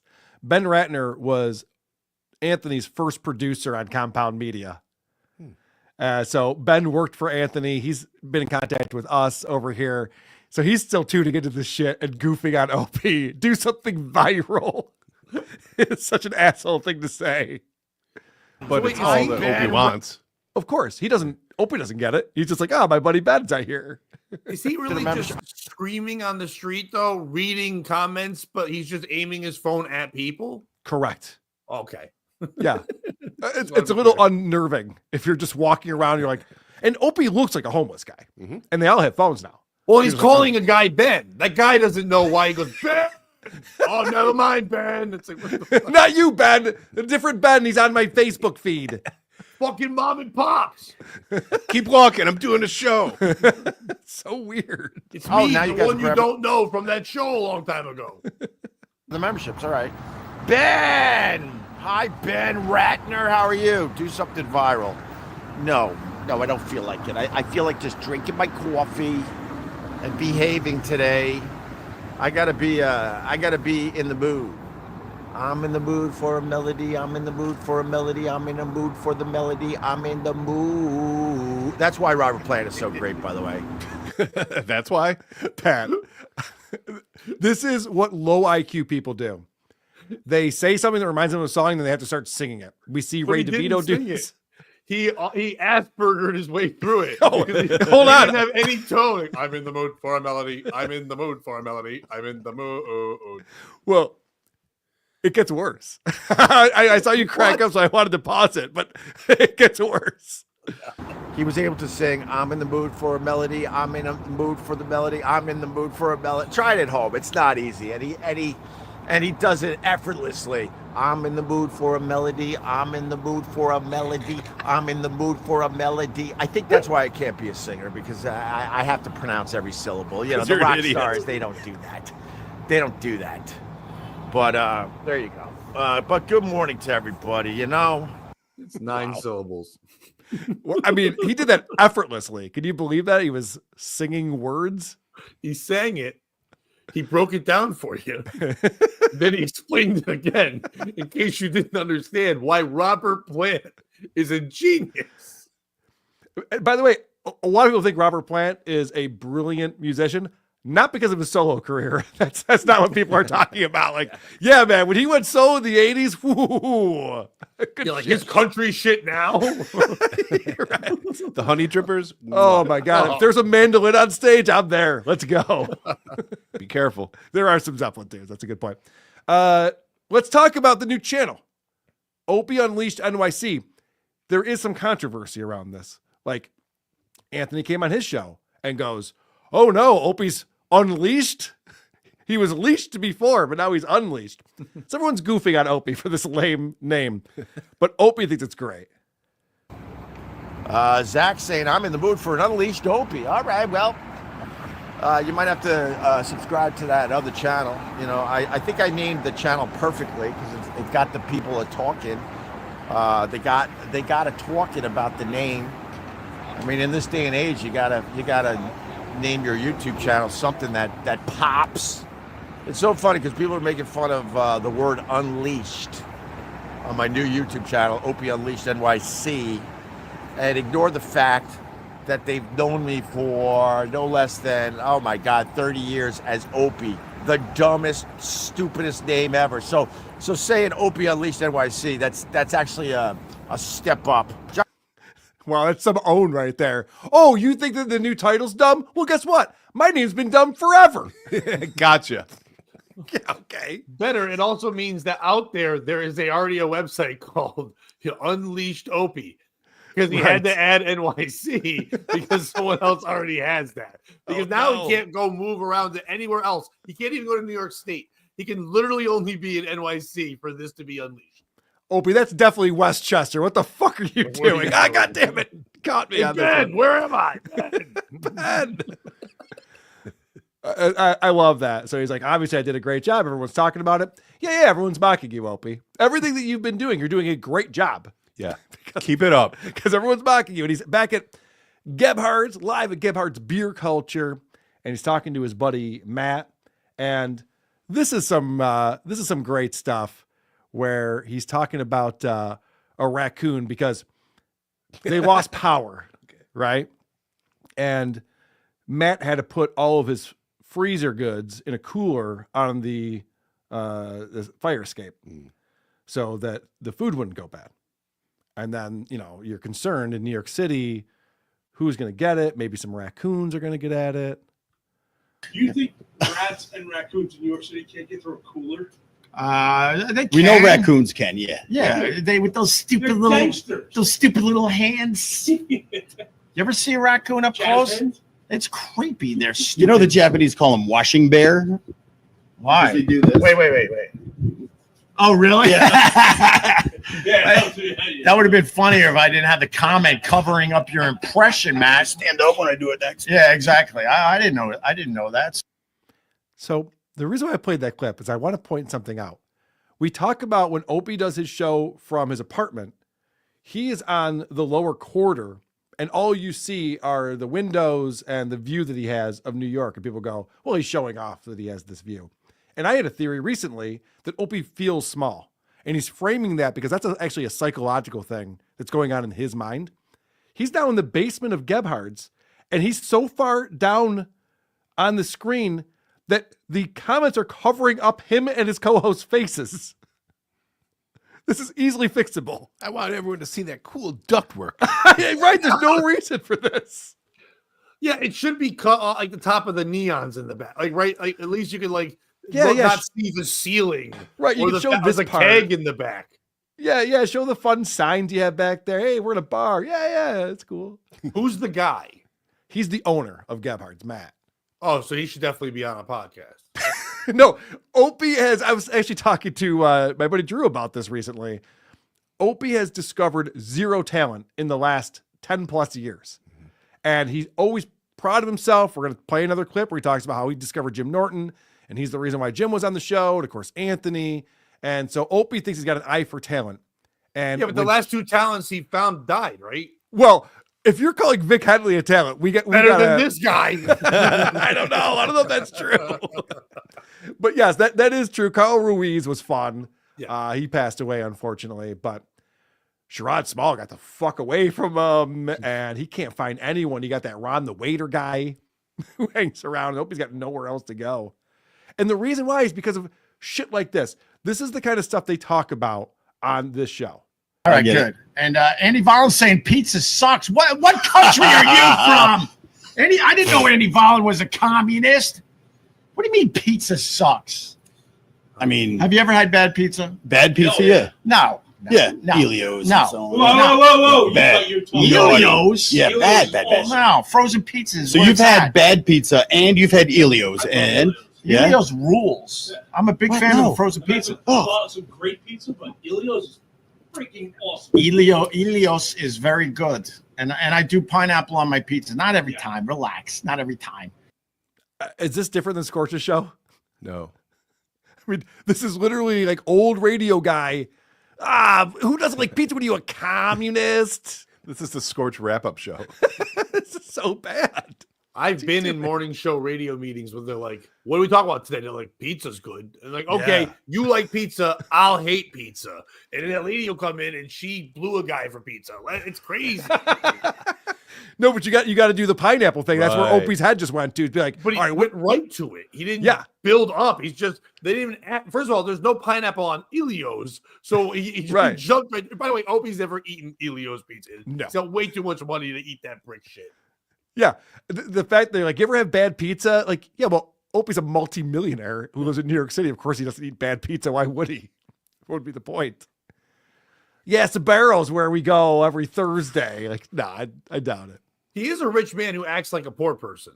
Yes, and dresses like one as well. Yeah, very much so. Like he For just some finds reason. clothes.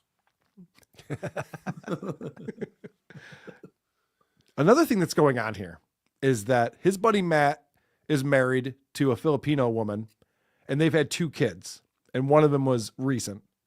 And Opie is really into breast milk. He's got a weird breast milk fetish thing going on, and that comes up again. These Jersey girls were playing quarters with breast milk. I don't know what that means. Do you understand what that I means? don't know playing quarters, but I do know what breast milk is. Yeah. Oh, are we doing breast milk ice cream? that ship has sailed. Really? You couldn't talk her into it? You know, I still have some in the freezer. Maybe I'll Dude, I got I'll an sneak a few. Yeah. Bro, I got an ice cream maker. I could not get her to agree. We can make the breast milk right here. Right from the source. Right. I mean, whoa. Not directly from the source. No. like Holmes. They'll demonetize you. Ugh. Would you ever talk about eating your friend's wife's breast milk? No, at least not to his friend. While somebody calls him a pedophile. It's so fucking Rez. weird. Oh, it's once again, it's radio bits. Like you nailed it. Like it's Yep. like now we're gonna do breast milk. And like the way you go, he has no clue how to make it good. You could tell he was just the guy who said the words, and then Anthony and Jim and everyone else made it funny.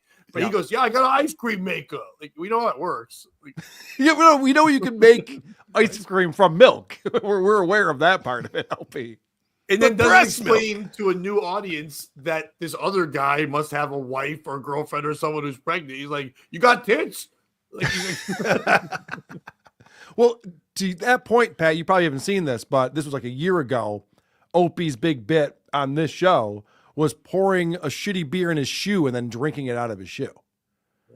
So it's just like, let's just do things that are outrageous and see if that sparks conversation. But it's his own shoe. Yeah. It's not even outrageous. Like if you just took a homeless guy's shoe, or you found a shoe outside, or like Have you went to seen what Opie looks like? It's Yeah, fucking if he went to crazy. the Holocaust Museum and got one of their shoes, like I get it, but like just his own shoe. All right, you're not impressed? Well, this one time he wore a wig. That's true. He did wear a wig that one episode. That was pretty cool. Props to Alan Thoreau. And Opie just puts these things up on the screen. So that's great. He's over on Ox saying Anthony, Carl, Jim, a bunch of trigger names for Opie. Appreciate that. All right. So we got to get into cold weather talk, guys. Weather is all the rage. I'm telling you. Everyone's talking about weather on these shows. And Opie's just like, you guys think it's cold in New York? You guys don't even know. It's so cold. It's so cold. I'm like, yo, I lived in Buffalo. I lived in Buffalo in Western New York for a total of 12 years. This is nothing. Literally nothing. I was prepared. I got my base layer on underneath, right? And then I got my bibs, Yeah. which cause a little bit of an issue when you got to go pee. Oh, Right? It doesn't always line I up. thought the right. issue was everyone calling you gay. Not at all. It didn't happen until just now. Even Matt's not putting up with this shit anymore. My favorite part about that clip, besides Opie calling his friend gay and talking about how tough he is because he lived in Buffalo, is this comment that you just put up on the screen there because he's an idiot. It says, reading the ingredients on the side of a frozen pizza box is more interesting than this show. And he left it. He just saw the Van Halen thing and went, this guy's cool. I'll put this up. Fucking idiots. But what did he yell? Did he said gay? Yeah, he called him gay for having like bibs for his baby. No, I get why that you say it, but he was so inaudible. I was just like, yeah, I didn't know what he had said. Yeah, he knew it was outrageous, so he didn't want to like really say it. Oh, Right? It doesn't always line up. I thought the right. issue was everyone calling you gay. Not at all. It didn't happen until just now. It's like a Helen Keller impression. I was like, I didn't know what he had said. Pretty good stuff. Oh, well then, because they're talking about the weather and they're talking about pizza and breast milk ice cream, someone comes in and says, "Hey, why don't we talk about Opie and Anthony?" Who was the funniest person on O&A? We're not doing O&A tonight. I'm sorry. I mean, if you want to give me $10, we'll answer your stupid O&A questions, but we're not doing O&A. Wow, everyone has a price. Opie's like, I'm above that. Wait, you got $10? $10, Pat, is where he's at. He's like, I'll do something I don't want to do for $10. But Yeah, otherwise, that's 2 mom and pop coffees. I got it. that takes care of Monday and Tuesday with tip. And then this is the coldest take you've ever heard from a guy. What else is going on? We got the deep freeze. We got the congestion pricing toll. Yeah. If this city could, That's right. if this city could, they would put tolls at the end of everyone's driveway.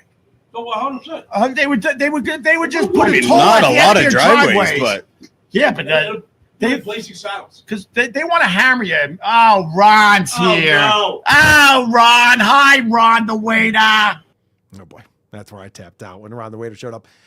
Pretty good stuff. In New York City, you know what they want to do is they want to charge you fees all the time. Yep. Why does he use the word driveway? He's in Manhattan. Where's a fucking what's he I like talking that. about? I like that the owner called that out too. He's like, not too many driveways here. Like, end the segment. Right. Okay, yeah, we get it, Opie. That was his attempt to appeal to the everyman. Yeah, right. Yes. They have driveways, right? They're nickel and diming us, man. Yeah, they want to tax you every time you use your helicopter. Am I right, everyday people? What is this, Massachusetts? Speaking of the everyman, the potato is here. Hey. We haven't seen him in a minute. What's up, Cardiff? Oh, hello. Oh, hello. Hello. So you just saw Opie say, I'm not talking about Opie and Anthony, all right? I don't want to talk about that stuff. If you go to his channel, the most recent video is Opie, why are you going after Jim Norton? Is the name of this video. So he curates this. He puts this on his show. This is the latest. Natalie, hi, how are you? Why are you going after Jim Norton now? Because he's a passive-aggressive twat. He's always been a passive-aggressive twat. And he took some dumb little shot at me yesterday. Now, I just want to point out, and maybe it's my perspective, but everything I follow that Jim does has nothing to do with Opie. And the minute that Opie left and the Jim and Sam show started, it was never about Opie. They didn't bring him up. They might reminisce about Opie and Anthony, but in a positive way. I mean, Cardiff, you're a regular on that show, you know. I am. The Jim and Sam show. The tweet that, no, just the Sam and Cardiff show. The tweet that started all this from Jim Norton, I'm not even sure had anything to do with Opie. What was the tweet? Because he never brings it up. Let me see if I can find it. Hold on. Okay. But yeah, there was a tweet that it was just like, if you, because that's the one that Opie initially started going after back at Jimmy, but he didn't mention Opie. It was just Opie kind of just saw himself in the tweet, I guess. Let me see if I can find it. But what's crazy about this is that, because we've documented this on this show, Opie is constantly putting out videos about why Jim Norton's the worst person ever, and Anthony and Sam Roberts, and it's all clickbait shit. He's constantly talking about them. And then he sees a tweet he doesn't like, and he's like, "Oh, he's a fucking garbage person. I'm going to finally slap back." Like, no, that's all you've been doing. Jim always takes the high road on all this shit. He has spent the last, I don't know, close to 20 years with Anthony just trashing me. It's not true. We all wish. Yeah. That's the show. If there was a show that was just Anthony and Jimmy making fun of Opie, 200,000 subs day one. We're all signing up for that. And I tried to take the high road. Do you think he's mad because when Jim was done, he didn't say like the greatest person I ever worked with was like Opie? Like that's what Opie's kind of waiting for. Like, yeah, I worked with Anthony, I worked with Sam, this and that, but Opie taught me radio. Like I think he's just mad. That's his passive aggressiveness. He didn't mention me, so therefore he's mentioning me. Yeah, because in Opie's mind, it's all about him. Right. So if you're not talking about him, you're not talking about him on purpose. You're ignoring. Right. Yeah. Right. Yes. So there's no winning with this asshole. 20 years with Anthony just trashing me. And I tried to take the high road. I tried to take the high road with those guys. And was I perfect? No. Was I taking my little shots here and there? Yes. That's not trying to take the high road. I tried to do the thing that I did the opposite of. Did you? Opie's got a lot wrong with him, but he doesn't have Tourette's. He can control this. Correct. Also, he can control the thumbnail that he makes and the title of the video and how he clips it together. So it's all shit trash. And then Jim. barely mentions it. But every chance they got, they were fucking just hammering me. That's not true. Jim Norton has been on my show. And he wouldn't a couple of mention times. And we did not talk about Opie at all. I would have loved to. And I finally had it. And they come up with dumb, stupid shit about me when I have unbelievable crap on both of them. Okay. This is talk about passive aggressive. I have shit on both of them. I could ruin them with the information I know. Vinny texted me last night with something, and I wonder if he's right about this. Is it possible that Opie thought the stuff he had on Jim Norton was about sleeping with guys or trans women and being into like that sort of thing? And Opie was just like, oh my gosh, if I told people about this, and then like Jim just married Nikki, and it's like everyone knows it. It's not a thing at all. Because what can he have on Jim Norton? The guy tells you every embarrassing thing he's ever done in his life. Doesn't even make sense. Literally wrote in several books about being molested and sucking guys' dicks. Like, what can he have on him? He pays his taxes wrong sometimes. Like, what is he? Yeah, the one thing he came up with recently we put on the show was that he used to work out in the same gym, and Jim Norton wasn't good at punching when he was working the heavy bag. Okay. Yeah. And he's also like, hey, I don't know if you know this, but Anthony like doesn't like black people sometimes. he would sometimes say racist things off the air and on the air too. By the way. And listen, I won't have you besmirching Jim Norton's bag work. Okay. Okay, He's fair a enough. master. Which bag we talking about? That's what Nikki says. Yeah. I have the tweet from Jim Norton that started this all. All right. What does you it want me say? to read it or do you want to put it up? Yeah. Oh, do you have it right there? I see it. Okay. Yeah. I'll put it up. Just a reminder, if you want to show everyone how great you're doing, make sure to respond to every negative comment on social media and tell them how great you're doing. Holy shit. The fact that Opie thinks this is about him tells you everything you need to know. I don't think it's about Opie. But let me see if I can get the It could be. Right. It could Whether be. it is or not. It could be about Stuttering John. It could be about 1,000 pieces. Yes. Yeah. And there's Opie's quote tweet to Jim. And he says, hey, do you still spit on the floor and wish terrible things on people and their families when they don't go with your utter BS? This is my new YouTube channel, you pig. What? The? So Opie's literally doing the thing that Jim is ragging on people for doing. I think so. Holy shit, he's dumb. I never thought Opie was this dumb, but he is. That's stupid. So then he got to go. He's a dummy that thinks he's smart because I think what he was trying to do there is I got to get involved in this because it's getting views and likes. Let me put my new YouTube page here. So, yes. And then no one clicked it. And he's like, fuck. So now he's going to keep going, hoping they go find this thing and then click on his thing. They go, what did he say? And he said nothing. Brilliant. Yeah. He needs his attention. He needs his heat so bad that he's now trying to conjure it up. Like, oh, Jimmy's always taking shots at me. If you think that's a shot at you, you need to fix yourself. Because that could be about anyone. And I didn't see Cardiff taking offense to it. I didn't take offense to it. Pat Oates was a little upset, but he got over it quick. I'm coping. 4 of my sock accounts were very pissed. So I finally had it. That's why, Natalie. If you've been paying attention, you would understand. They go on each other's shows a couple times a year and trash me. Jim, because he's a passive aggressive twat, he actually tweets crap about me, but doesn't mention me. I got people that watch after me. Trust me, I'm well informed. Oh, so one of his buddies told him that was about him?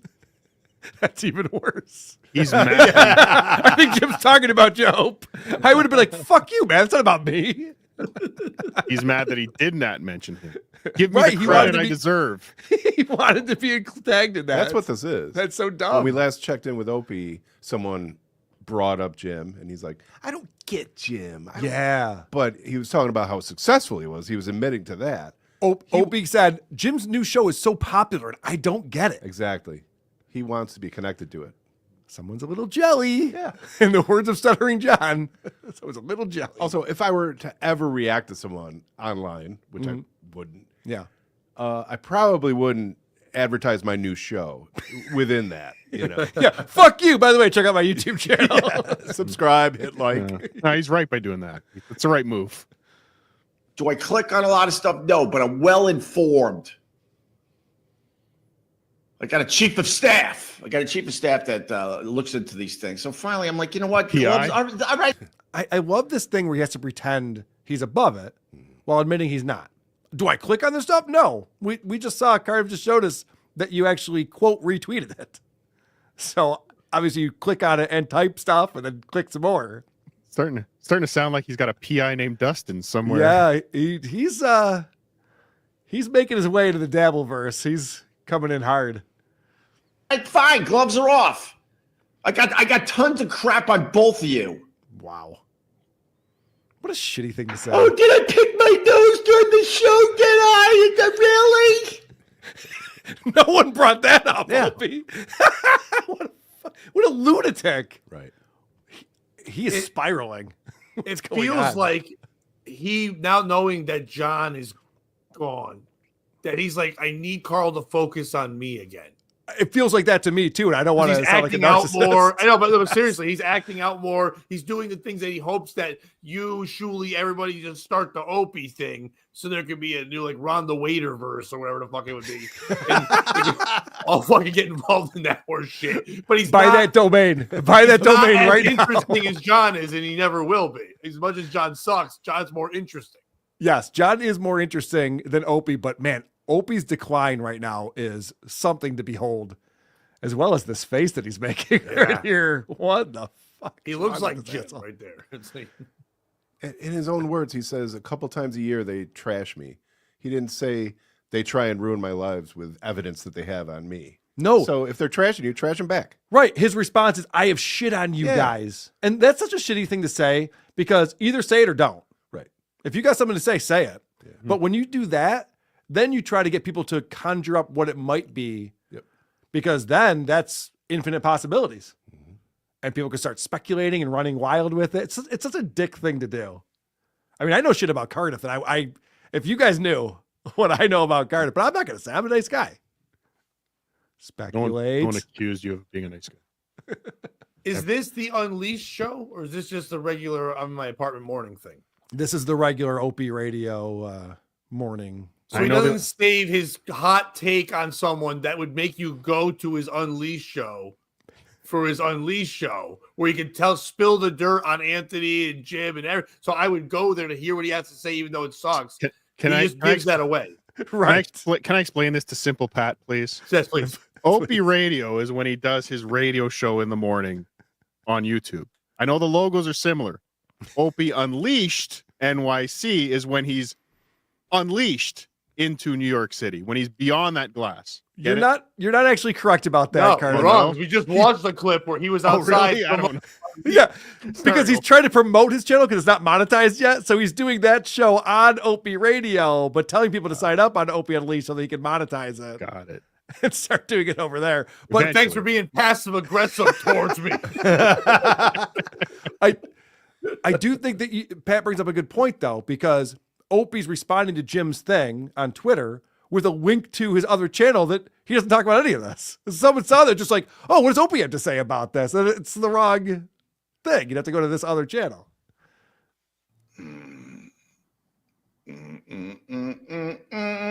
Do. And you know what? In the end,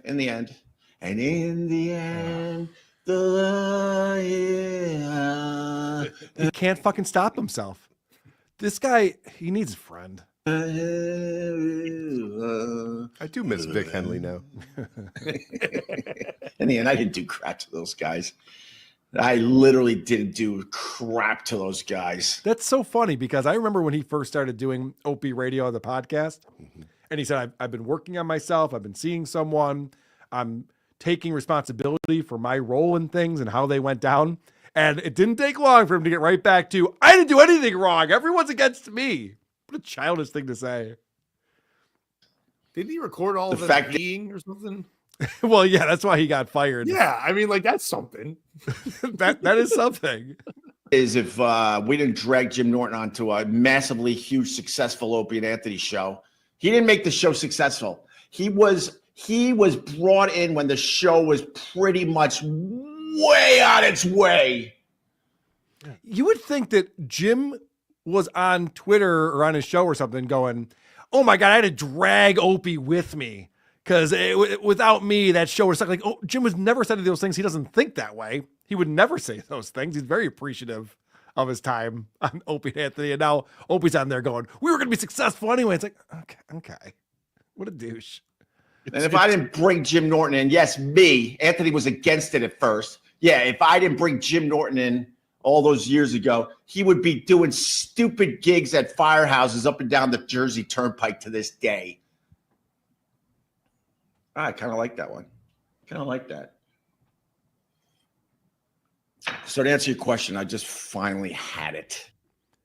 That's another thing too, where he's predicting what Jim's career would have been. Yeah. And Jim definitely got a lot of boost from being on a morning radio show every day. But he's also a very, very funny stand-up comic. He made the show hilarious. And he also had a lot of friends like Louis C.K. and all those guys, Colin Quinn, all those guys. So they're all doing projects and he gets involved in them because they're all friends and they work together. For Opie to take full credit of Jim's career is douchey. It's a scumbag thing to do. It makes him a douchebag. But that's Opie for you. That's our buddy. I just have a couple of recent cameos from our buddy Stuttering John.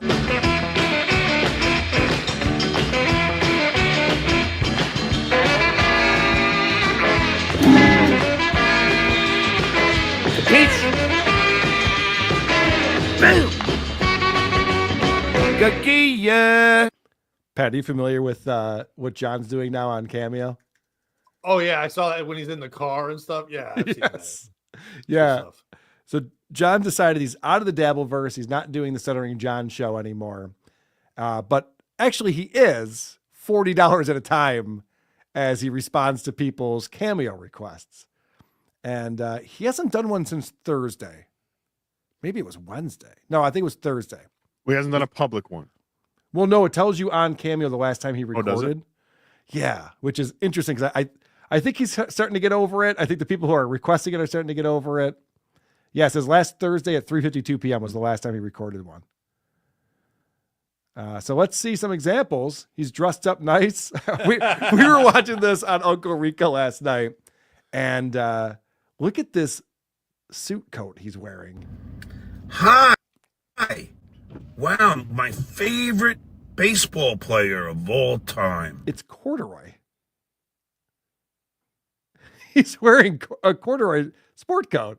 I'm a teacher. I think he's going for the college professor look or something. He's got the patches on the elbows. So I have a theory on this. So do I. Okay, I want to hear yours, but my theory is that right now everywhere in the U.S. is colder than normal. Weather talk, here we go. And where he lives in Florida, it's been like highs of 55, which is unheard of. I don't think he brought clothes with him that he needed because he lived in LA for all that time. I don't think he has like sweatshirts and jackets. So he had to go back and find his fancy clothes in order to stay warm. What do you think, Cardiff? Well, if you remember months ago, he did talk about, and he always lets us know everything, but he did talk about a university that actually wanted to hire him as a teacher of some Right. type. Again, I can't believe he's a professor. Maybe he's doing something in some university, but again, the jackets, the wardrobe is definitely leading me to believe he's doing something with higher education somehow. Cardiff, you know how crazy that sounded, right? Yes, I do know how crazy. As you were saying it, you're like, I can't believe I'm saying this. But there's something. We've never seen John in sport coats before. If you want to call we that a haven't. sport coat. It is weird. I think what happened is John went to court and a girl kind of looked his way and he thought she was checking him out. So now when he drives Uber, he wears the jacket when he picks women up to think that he's going to get laid. That's as good an explanation as any, I would say. He's trying to impress someone. Hi. Wow, my favorite baseball player of all time, Lou Gehrig. I love Lou Gehrig. As you know, this is the world famous Stuttering John Melendez, and this is apparently from Lou Gehrig wanting me to get his disease. So it used to be $2 or $5 to insult him. Now it's $40, and we were like, it's fine. I want you to get my disease. Oh, that's brilliant. It's hilarious. Oh, that's so good. The worst part would be if John did get Lou Gehrig's disease. Yeah. It would still be known as Lou Gehrig's disease. I appreciate such kind, wonderful, amazing wishes, but don't think that's gonna happen. But I do appreciate you thinking of me, so much so that you're paying me to wish you a happy Valentine's Day. Happy Valentine's Day from Lou Gehrig. I might like Cameo John better than the Stuttering John podcast. This is great. That was way funnier. So please have a great day. I hope your heart fills up with love instead of hate. That being said, go fuck yourself. This is Stuttering John saying, Giggy, yeah. All right, so jacket number 2. This one's bizarre. This one, he looks like Danny DeVito as the Penguin. Yes. Or he looks like Mama Fratelli from the Goonies. Like he's really turning into an old woman. No, this is a woman's blazer. It looks like it, right? On a woman's head. He sits in that seat, like he can barely see over the steering wheel. He is a tiny little guy. Then why would you have the headrest up that high when you're that tiny? Cardiff has a theory on this. Boom. On what? Why the headrest? Why the Oh headrest yeah, he is doesn't up. know how to put it down. He's in that position. No, He's Pat, pushed down. It doesn't work. I have clips of him in his car from like 2018 where the headrest is in the exact same position. He does not know how to move it. Oh, that's so good. So damn Germans. He's looking for a button for it on the dash. Like, what the fuck? He's got his keys. Like, it's gotta be somewhere here. Mercedes, headrest down. Doesn't work. Hi, Judy. This is the world famous Stuttering John. It seems like he's over this already. Doesn't he seem like he's not enjoying this at all? Oh, from day one. Because he was hoping it could be a bunch of people being like, oh, Stuttering John, I loved him when he was interviewing those celebrities. He's so funny. I'm a celebrity, get me out of here. He was great on there. Right. Okay, I take that back. Maybe not day one, but as soon as all of it was only our show and only our friends, Dabbleverse we're reviewing questions. them. Yeah. He's like, oh. This one's weird. This one's in a neighborhood too. So is he driving around looking for open Wi-Fi? Yeah. I my think guess. $40 is the amount of money it costs to fill his tank. And that's why he charges that so he can keep driving around. Right. I'm happy that your husband is a fan of mine, but apparently you got it mixed up because you're saying he's watching me on my show, the Rico show. Well, I don't do any Rico show. Yeah, you also don't do any dry cleaning. Yeah. What is this that? spittle? It's all over his Cat hair. Yeah. Well, there's cat hair over here. This looks like it's I thought that was like donut dust. It looks like something that came out of his mouth because that's usually where it lands. It goes from here right to there. I've studied this. From here to there. If you're referring to the show that was named by their executive producer a convicted pedophile, I guess your husband's into that kind of thing. Is that how that works? Yes. Okay. Do you think he goes to restaurants where they make you wear a coat and he on purpose doesn't have a coat? And then he goes, "Oh, you have to give me a coat." And then he leaves with the coat. He's got like so many random coats. Like there's J's on one. It's like whatever. They don't fit him at all. They don't fit at all. Yeah, that's a good point. Also, could I have an application? Application. Although he shows up as the dishwasher wearing that, you got to adjust for the job you want, not the one you're doing. convicted pedophile, I guess your husband's into that kind of thing. Also, it's so nice. This woman buys this thing for her husband. Like, hey, John, here's $45. Can you read that note for my husband? Yeah, I guess your husband's a fucking pedophile. Like, okay. Can I have my money back now? Although, let me just let you know that the show and the network was named by a guy named Isolino who had 6,000 images and video of child pornography. I guess your husband's into that. Doubling down on that logic. Okay. If you say it twice, it probably is true. That's weird. I think it is.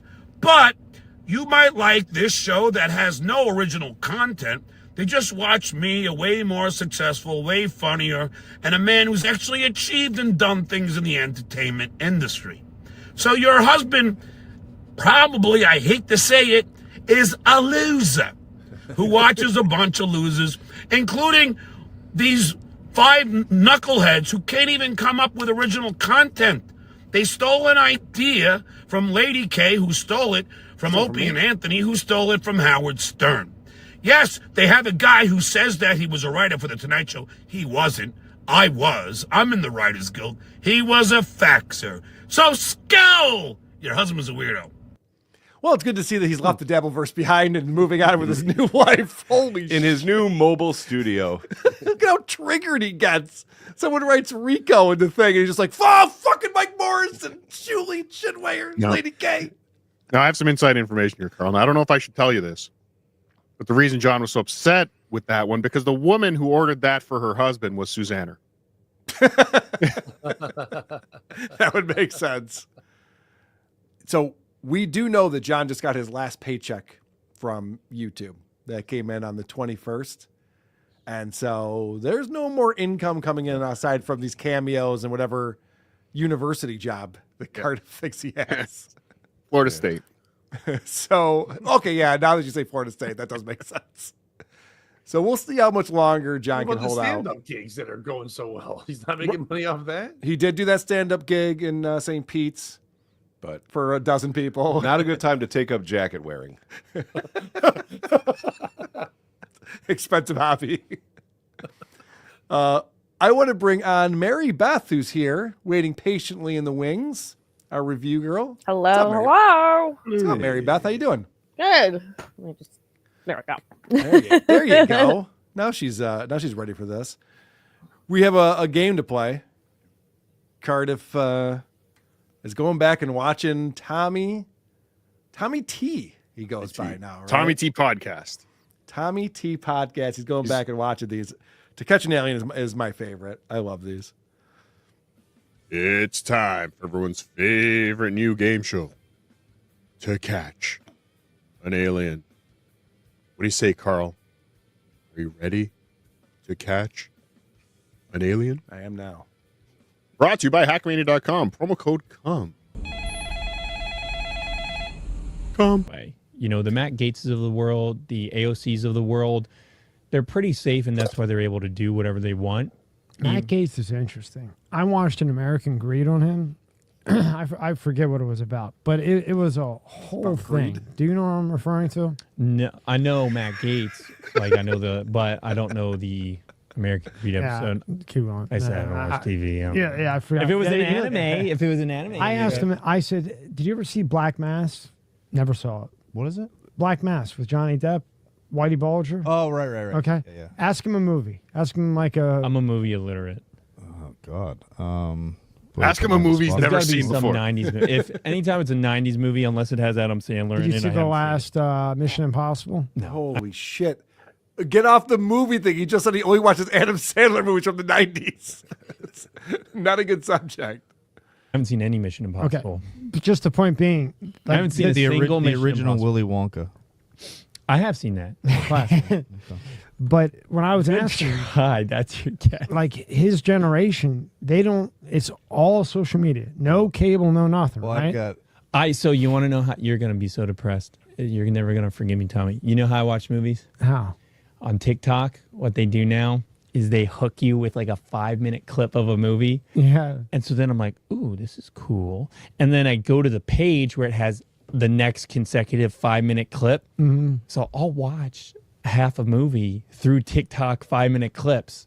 The whole thing with TikTok, I don't think it's any different than any other social media platform. I think, because I looked at some of the source code, and I think it's just because it's China.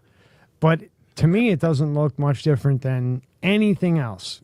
No, they're the one who invented doom scrolling and the forever feed. You know, that was their invention, which now Facebook has, Instagram has, Twitter has, every single. Oh yeah. I used to be very anti-TikTok because of the Chinese propaganda, but then I realized that TikTok might be, even if it's Chinese propaganda, it's the only differentiator among other American social media, except now Twitter, but it's still American, right? So if you want effective outside news, obviously if you talk about certain things on TikTok, you get banned, whatever. But it's like wading through a minefield. Okay, this topic I can't discuss on YouTube.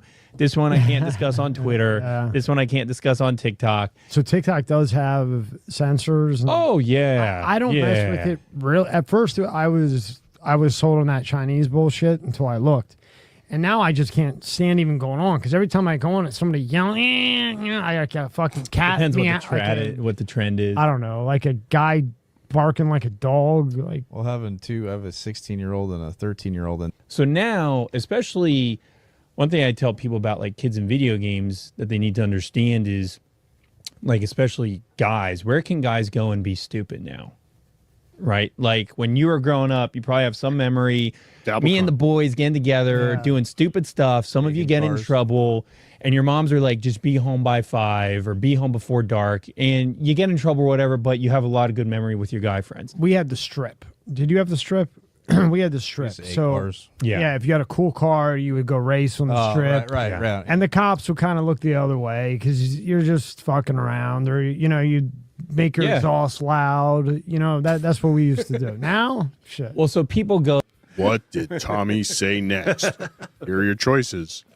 Number 1, if it's too loud, I'm too old. B, Trans Am means something else now. Next, guys are trading recipes. 4, it would be bullying if it's too loud. And lastly, everyone's got a Tesla. Beep, beep. To catch an alien. Okay.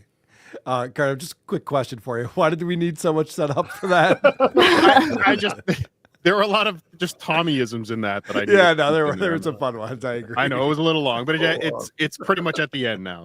All right. So I love B because Tommy's mind always goes to that type of thing, but I'm going to go with 4. It would be bullying if it's too loud, I think is what he's going to say. What do you think, Pat? I'm between next and lastly, but I'm going with lastly. That feels like that he would do the beep beep noise. What's going to Tesla beep beep? Mary Beth, what do you think? Oh, I was thinking everyone's got a Tesla, but I think I'm gonna go with B. Trans Am means something else now. Yeah, a lot of people are saying B in the chat. Producer Chris? I went B. Here we go. We had the strip. Did you have the strip? We had the strip. Just 8 So cars. yeah, if you had a cool car, you would go race on the Oh, strip. right. And the cops would kind of look the other way because you're just fucking around, or you'd make your Yeah. exhaust loud. You know, that's what we used to do. Now, shit. Well, so people go. Bullying if it was too loud. Oh, yeah. So that example, people say, That's all for this time. Cheater. Come back next time. Cheater. Find it if you have promo code COME for hackmania.com. Enough to catch an alien. Sit, Eugene, sit.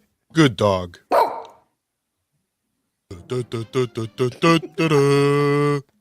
You're proud of me, aren't you? I never get sick of you winning these games. I think of that, and of course it's about South Park.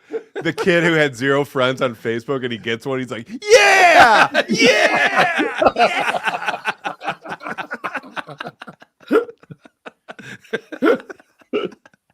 You're just jealous. I am. I want to win. Everyone's just jealous of me. I've never gotten one right. You nailed it. Oh, fuck you. The words of Chris. Fuck you. Even Pat's jealous of me. Yes. Fuck you. Not saying the only guy that has the link before the game starts won, but I am saying that. Fuck off. That has 0 views and you know it. All Check right. it. So it's time for everyone's favorite part of the show. The teaser. Next week's teaser. The teaser. The teaser. This is part of the show we play a clip from the podcast that we'll be reviewing on the next episode, which will be Wednesday at 5:30, available for everyone on YouTube Live with our buddy Adam Bush. Will be on the show with us, and Adam and I will be checking this out. Greetings, everyone, and thank you for joining me today. Over the last few decades, antinatalist philosophers have devised many excellent arguments for antinatalism. Quality of life, for instance, for human, sentient, or other life. Axiological asymmetry, lack of consent, lack of meaning, manipulation, imposition, prima facie duties. One argument, however, championed by some yet criticized by others, stands head and shoulders above the rest, and that is the risk argument for antinatalism. You trigger a new life and thereby subject that new life to the risk of unspeakable suffering. Even those who are not antinatalists should be alarmed at how little thought seems to be given to this by the overwhelming majority of procreators. Are you guys familiar with antinatalism? Oh, no. We did a subreddit surfing episode on it. Oh, okay. So you're very familiar with that. Yes. These people think that procreation is bad and that nobody should, the human race should end now. Or with whatever the youngest generation is. That's it. Are they all ugly monsters? They've all never gotten laid, obviously. And listen, I'm a big proponent of coming on the tits, but I think that people should have kids. Yeah. You know, keep things going. How else are we going to get to Mars? Yeah, but I think we're okay if these people don't have kids. Right. Not everyone has to have kids. That's the beauty of it. You don't want to have kids? Yeah, don't. You can't fuck her because she won't stop moving on that fucking seat. So it's like she's just dodging the dick. She's dodging the dongle. It's a little dodgy. That's a suggestion from Robo Shitstain MK9000 in our Discord, and I'm looking forward to exploring antinatalism and learning more about what these people think as far as that goes. Pat Oates, thank you so much for joining us on the show today. Thank you guys for having me. Always a good time. And dongle to all of you. Dongle to you. And where can people listen to you on the radio? What's the frequency? Fuck off. Who cares? It's like it was fun to be. If you want to check out some of my show dates and stuff, just follow me anywhere on social media. I'll let you know where I'm performing. So awesome. Well, thank you for coming on. We appreciate that. Always good to see you, buddy. The great Pat Oates.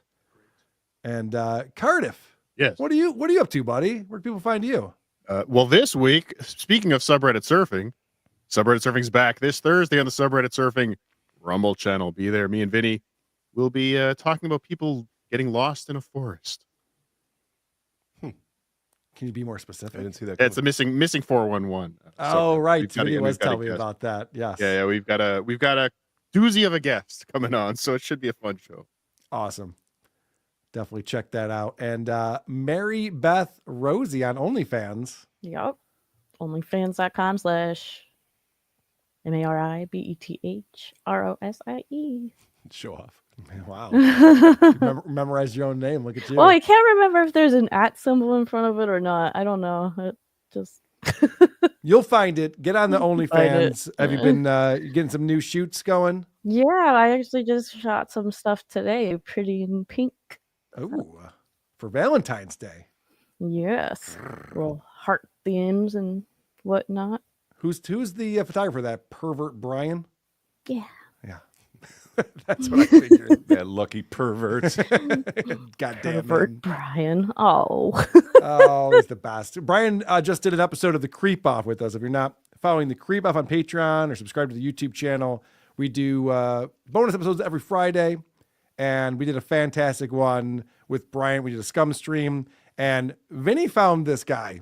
Vinny loves these predator hunter guys who lure in what would be pedophiles, and then they either embarrass them or get them arrested or whatever. This guy is wild.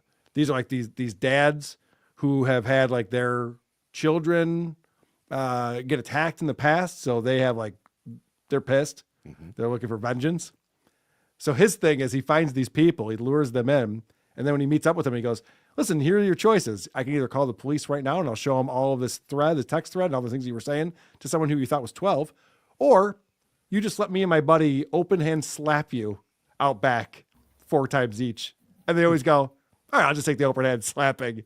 And they just go outside to smack these pedophiles around. I think I just like smacking the shit out of people. It's a pretty fun way to fulfill your dreams in life, I guess.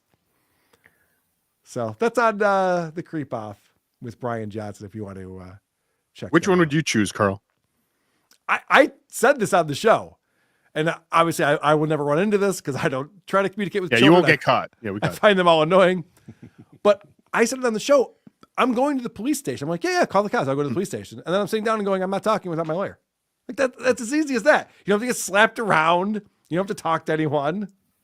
It's going to be expensive, but. Thought this out a little too much. Well, I was thinking it out as we were watching these guys. One of them was in Rochester. So I was, oh, wow. It's hitting close to home, Cardiff. Oh, we know about Rochester. What would you take, Cardiff? What would I take? I would never be in that situation, Carl, to take this question. Yeah, okay. Fucking cop out. Please join us again next time. It might be the episode we find out once and for all who are these podcasts. Sleep well, every pony. Farting in the mosh pits of morning radio. Okay. Great show. Good job, everybody. Great job, everyone. Insightful observations from the World Wide Web. From YouTube, Trazo shares, Opie just keeps getting more embarrassing. I love it. DQT inquires, does Opie's wife not tell him he's an asshole? Trigger Valley with a hard-hitting question. Who's luckier career-wise, Opie or Stuttering John? Jay Ray is outraged. Using a hack to bash a hack? There's gotta be a better way. Polly's Walnut has an interesting take. Thing is, this was always Opie. He isn't any different mentally or emotionally. The only difference now is all his co-hosts and friends have left, which means no more actually talented people to hide behind. You might say the Opster has been unleashed. Yamazaki Jones asks, when's Bob gonna not pay himself and angrily leave his own show? Mossy Horn Hunter, you weirdos pretend Jim has a wife. Sean Hopkins reports, a millionaire acting like an 8-year-old. What a douche. Joe Rogan has more height than Opie has funny. From Patreon, Christopher Martin gushes, Landau was great. I have to say, Levy was at the top of his game today. He had a lot of great one-liners. Another incredible show, Carl. Dame Taft is overjoyed. Yay! Producer Chris and Carl sang my banter song. Oh, I'm so very happy. SSD opines, I agree that there's no way Chadley actually left that letter there. Also, you know John is that guy in the gym who just sweats on everything and never wipes down any equipment. Yuck. Mr. Trey Peacock notes, hard to pick a side in the Stut Joe versus Zumock war. It's like trying to decide if you'd rather watch your child die of cancer or ALS. This is Kumia country. Adam reminds us all, thank you, OJ. And from Dabblers Anonymous, T-Bone Rick Wisco is flustered. Okay, seriously, what gives? No Wi-Fi at home? Does he have a home? Cameos in the parking lot in a shitty jacket? A premeditated exit from the Dabbleverse? Looking more homeless than usual? JKO 1962 responds, he obviously isn't homeless, but I can see him canceling his Wi-Fi and uploading cameos in a public Wi-Fi. I also wouldn't say he's out of the Dabbleverse. Every cameo references it. Not interested, go now, pleads for sanity. He's a fucking clown. Don't try to understand him. Foreign Cow makes us feel as if we're really there. I made $40 today, so it's time to drink $50 worth of beer. Gary from San Diego, it looks like he's about to slip into Skid Row. And Fine Crazy plays us out with a logical summation. That's his brand, Disheveled Midget. Jenny Jinklers does a Gary in San Diego impression, huh? Yeah. Spot on. Pretty good. I thought he was here with us just now. Mary Beth, do we have any new reviews? Yes, I have a few here. All right. Let's see what the people are saying. Remember to review the podcast wherever you review podcasts. Give us 5 stars and then talk about how much we suck. It's simple. It's that easy. What do we got, Mary Beth? All right. This one's titled, Nah, Bro. I guess I don't see the humor in being cruel to fellow podcasters. Roasting is funny. The few episodes I have heard are cruel. I mean, be original and think of another topic to cover. As a fellow podcaster, be better. Fuck you! Oh, fellow podcaster. That kind of gives it away right there that we made fun of that person's podcast. Yeah. That's a 1 star. It's a 1 star. That's an angry fellow right there. And then how about this one? Careful, Carl. If your face is buried any farther up Cameos' butt, you'll be too black to hang out with him. That's pretty good. Sounds like a 5-star review. That's a 1 star. What? Uh-oh. Okay, and I got one more. They laugh at jerks, but not at themselves. Forgive the harsh language, but they're jerks. They are the jerks. Oh, no. It's so mean to say. Is that a 5-star review? Yeah, that one's a 5-star. Thank you. Thank you guys for reviewing the show. It helps with the algorithm. Also, I want to thank Becky in Detroit, who we talked to her at our live show, and she was working on this. She wanted to have it done in time for Christmas, but this must have taken a lot of time. This is a cross stitch of the Who Are These Podcasts logo that will be going up here in the studio. Amazing. Very well done. Yeah. She also, along with her husband Dan, sent us a copy of Song of the South, a Walt Disney classic. So I'll have Anthony over and we'll enjoy that together. Thank you for sending that to us, Becky. If you want to send the us unedited version, let me know. Oh, yeah, you have that? Yeah. Subreddit surfing. If you want to send us stuff, whoarethese.com, you can get our P.O. box. You can mail us hot sauce and drugs and art. Whatever you want to do. Corey Feldman posters. Yeah. What about art made out of hot sauce and drugs? Fine. No, don't waste drugs on art. Please. That's where I draw the line. Hey, yeah, I was calling in first time. Anyway, this is for WATP. Come from Drew and Mike's show, now Drew Lane's show. So I never listened to Stuttering because one of the few markets where he did not dominate with Detroit. Anyway, I just found out that Shuli's nickname is Shit Weigher, like he weighs it. I've thought all this time that it was like he wore it, like he wears it. All right, 40 seconds. See ya, bitches. That's funny. With John's accent, I could see someone thinking like, oh, he's a shit wearer. Oh. Like how John wears those coats covered in shit. Like he's actually a shit wearer. Whereas Shuli's a shit weigher. I see a new costume for DabbleCon 3. Yes. Shit wearer. My orthodontics called in to the show. Hey, Carl, it's your orthodontist calling. It's been like 40 years. I call you once a year going like, when the fuck are you going to come in and get those teeth fixed? I'm going to retire soon, so it's now or never. I appreciate you checking in every year. One of these days. I'm sure. Carl got a quote in 1994. He just is this still good? Yeah. Deluxe calling in. Hey, Carl, I just joined Jenny Jingles OnlyFans. Nice gazangas. Deluxe out. Yeah, Jenny Jingles making big news this week. Yeah, we got to do a collab. Yeah, right? On the Point Dabble Point. She took her shirt off. It was a whole thing. I was surprised. Yeah, I'm still surprised. I can't believe that YouTube doesn't have a problem with that. John's ass, huge problem. But, Jen topless, no problems at all. Boner guy calling in. Go Bills. I've got something a little bit different for this week. You know what I hate? I hate boring, annoying, irrelevant, squinty-eyed, has-been losers with a head that looks like a scrotum, and that's why my call to action this week is for everybody to go to Opie Unleashed NYC on YouTube, look at any of the videos and leave an honest comment. You'll see none of the commenters have anything good to say. They're mostly just gently goofing on him. I prefer to be more honest, which I think has got all of my comments deleted, which does give me a sense of satisfaction because I'm not being unnecessarily mean. It's completely honest, and it means that he's seen them. And also, while you've got your internet browser open, go to thecreepoff.com and vote for Carl. Carl actually won you a vote this week. I did call Number Guy from last show's voicemail, and I had a very, very pleasant chat with him.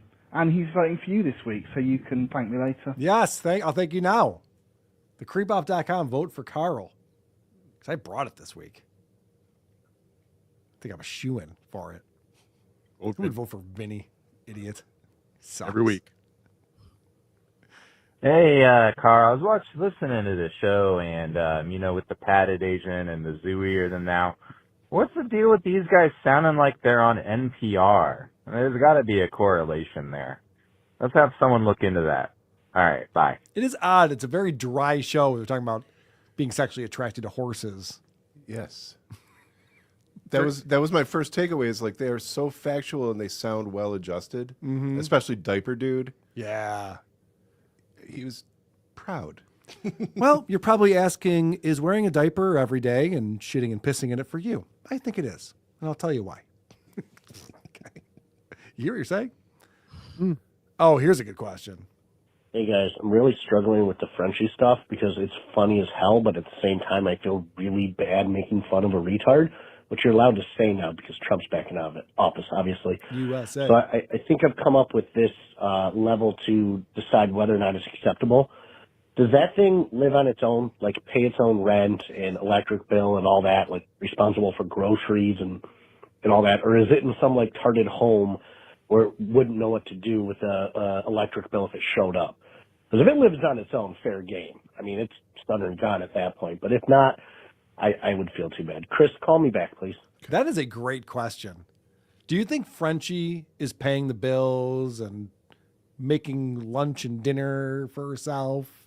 I would like to watch that show. I'd like to watch Frenchie do anything that normal people do. That last episode's fucking wild. I couldn't get enough of that. And he differentiates between Frenchie and John, but there's speculation that John might have roommates or is renting out his house. Well, that's a good point. Yes. That's why he has to do his cameos from the car. We got to get to the bottom of this. Doesn't Frenchie do like AMAs or something? I have so many questions for her. I want to know what she does for a living. Aside from fashion, I know she's into fashion. Well, she owes us a favor, so. That's true. Dave from Buffalo calling in. Hey, this is Dave from Buffalo. I just wanted to be, for the record, I've been commenting on Jenny's Gazungas way before it was cool. Right. I've been making offensive comments for at least 2 years about her big fun bag, so and we I just want that on the record. We appreciate it, sir. Nice tootsies there! All right, very good. This guy's ahead of his time. This guy knew about Guns N' Roses before Appetite for Destruction came out. All right, cool, man. The former Mr. Hannah calling into the show. Hey, Carl, it's the former Mr. Hannah here. Hold on, let me put this eggplant parmesan down real quick. Hey, just listening to you with Levy. Looks like Opie is the only multi-million-dollar contracted radio host to ever go from star of the show to stunt boy. How fucking pathetic. Grow up, Opie. Don't call me back, Carl. That is a good observation. When he was getting himself kicked out of that place and the security's like, all right, buddy, you got to go. That's such a stunt boy thing to do. Yeah. And he didn't do anything. No, he didn't do anything with it. It was terrible. Check out next week when he debuts Doggy Unleashed. Doggy Unleashed? That's against the law.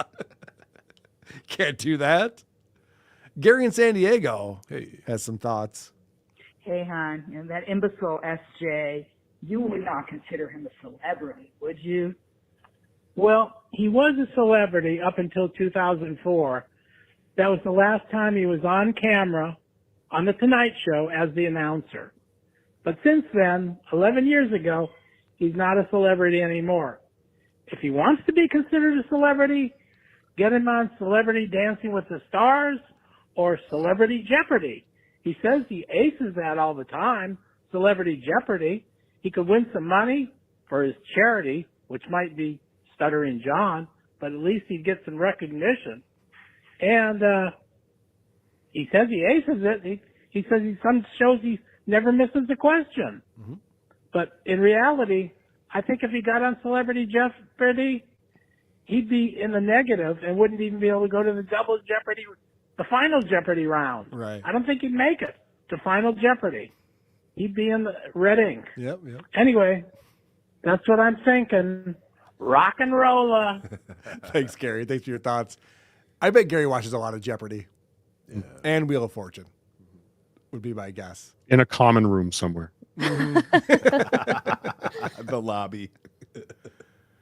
I would pay a large amount of money to watch John, participate on Jeopardy. Be amazing. But just to watch him watch Jeopardy and watch him see if he knows any answer. There's no way he knows anything. Yeah, he's by himself at home and he's like, oh, fuck off.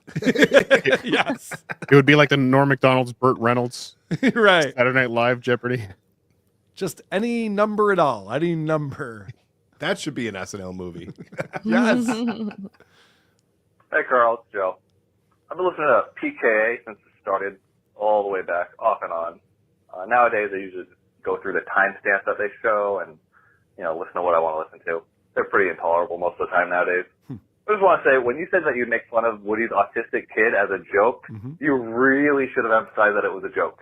He's had at least 5, maybe 10 psycho freaks on the internet go after his family the entire time he's been doing this shit. So I think that alters how he saw you. All right, see ya. Oh shit, my bad. They were like, so if you made fun of, he goes, have you guys ever made fun of my show or our show? I said, no, we've never done PKA. And like, well, what would you think he would do? I'd be like, I'd definitely go after Woody's autistic kid. Because Woody brought it up earlier on the show, so I just said that as a joke. And then I said, no, I'm joking. I would. That's not what I do. But yeah, I didn't realize that was probably the wrong thing to say. Anyway, check me out on PKA. It's up on YouTube right now. Second half of the show, or so. Hey, Carl, got a bit of a bone to pick with you. Tried getting Hackamania tickets, and I put in the code CUM, and it didn't work. Oh. So I'm like, all right, trying to put CUM in the computer. It's not working. I'm like, oh, I'm doing it wrong.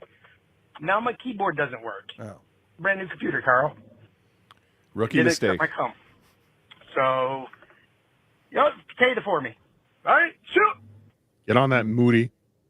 Get on that, Moody. We want to make sure someone jizzes on their keyboard. They still get the discount. Yes. Oh, guys, this is a big announcement. This is very exciting right here. This is Paco. I was thinking about it, and normally I buy like a year's supply of diapers with my tax return, but I think I'm going to use it to go to Hackamania this year. Yes! You know what I'm saying? Yes! I think I should be thrown in the motherfucker, All right, man. I'll see you guys later. Hey, shout out to, I don't know, Andy. I don't know. Shout out to Andy. I'll see you guys later. Hey, Paco's coming to Hackamania. Awesome. Promo code CUM, Paco. Promo So code many CUM. celebrities. It's promo code WATP. I know what he is saying. I do know what he's saying. I'm going to be there as well, May 9th through 11th. And Mary Beth is going to be there. Yep. Me and my hubbands. Everyone's going to Hackamania. What'd you call him earlier? Creepy. Pervert. Pervert Brian Johnson. Yeah. I asked who the pervert was. He was taken. Anyway, that's not the point. The point is there's going to be a lot of FOMO for people who aren't going to Las Vegas May 9th through 11th. I pity those fools. Oh, I was swimming in FOMO last year. So Yep, that's right. Cardiff wasn't there. Chris wasn't there. Mary Beth was there. I was. And she's like, let's go back again. That's how fun it was. Yeah, it was awesome. And it's going to be better this year because we're not at a shitty rock club in the ghetto. Okay. We're going to be, the venue's in the same hotel that everyone's staying in. So it's going to be good. Mary Beth, I see that you have animals that want your attention. Yes, I do. All right. Doggy. I'll let you. My dog. I'll let you tend to that. And you got a new kitten recently? Yeah, that's what the dog's trying to get. So. Oh boy! Well, you got your hands full. Thanks for coming on the show, Cardiff. Great to see you, buddy. For having me. Galaga. Okay, bye. Dog involved. Hey, Brennan. Go fuck yourselves. Have a good week. Jesus, I gotta go. This is getting stupid. Bye, guys. Man, that was a good episode. That was a good episode. I enjoyed that. Okay, bye. Stop laughing. It's not funny.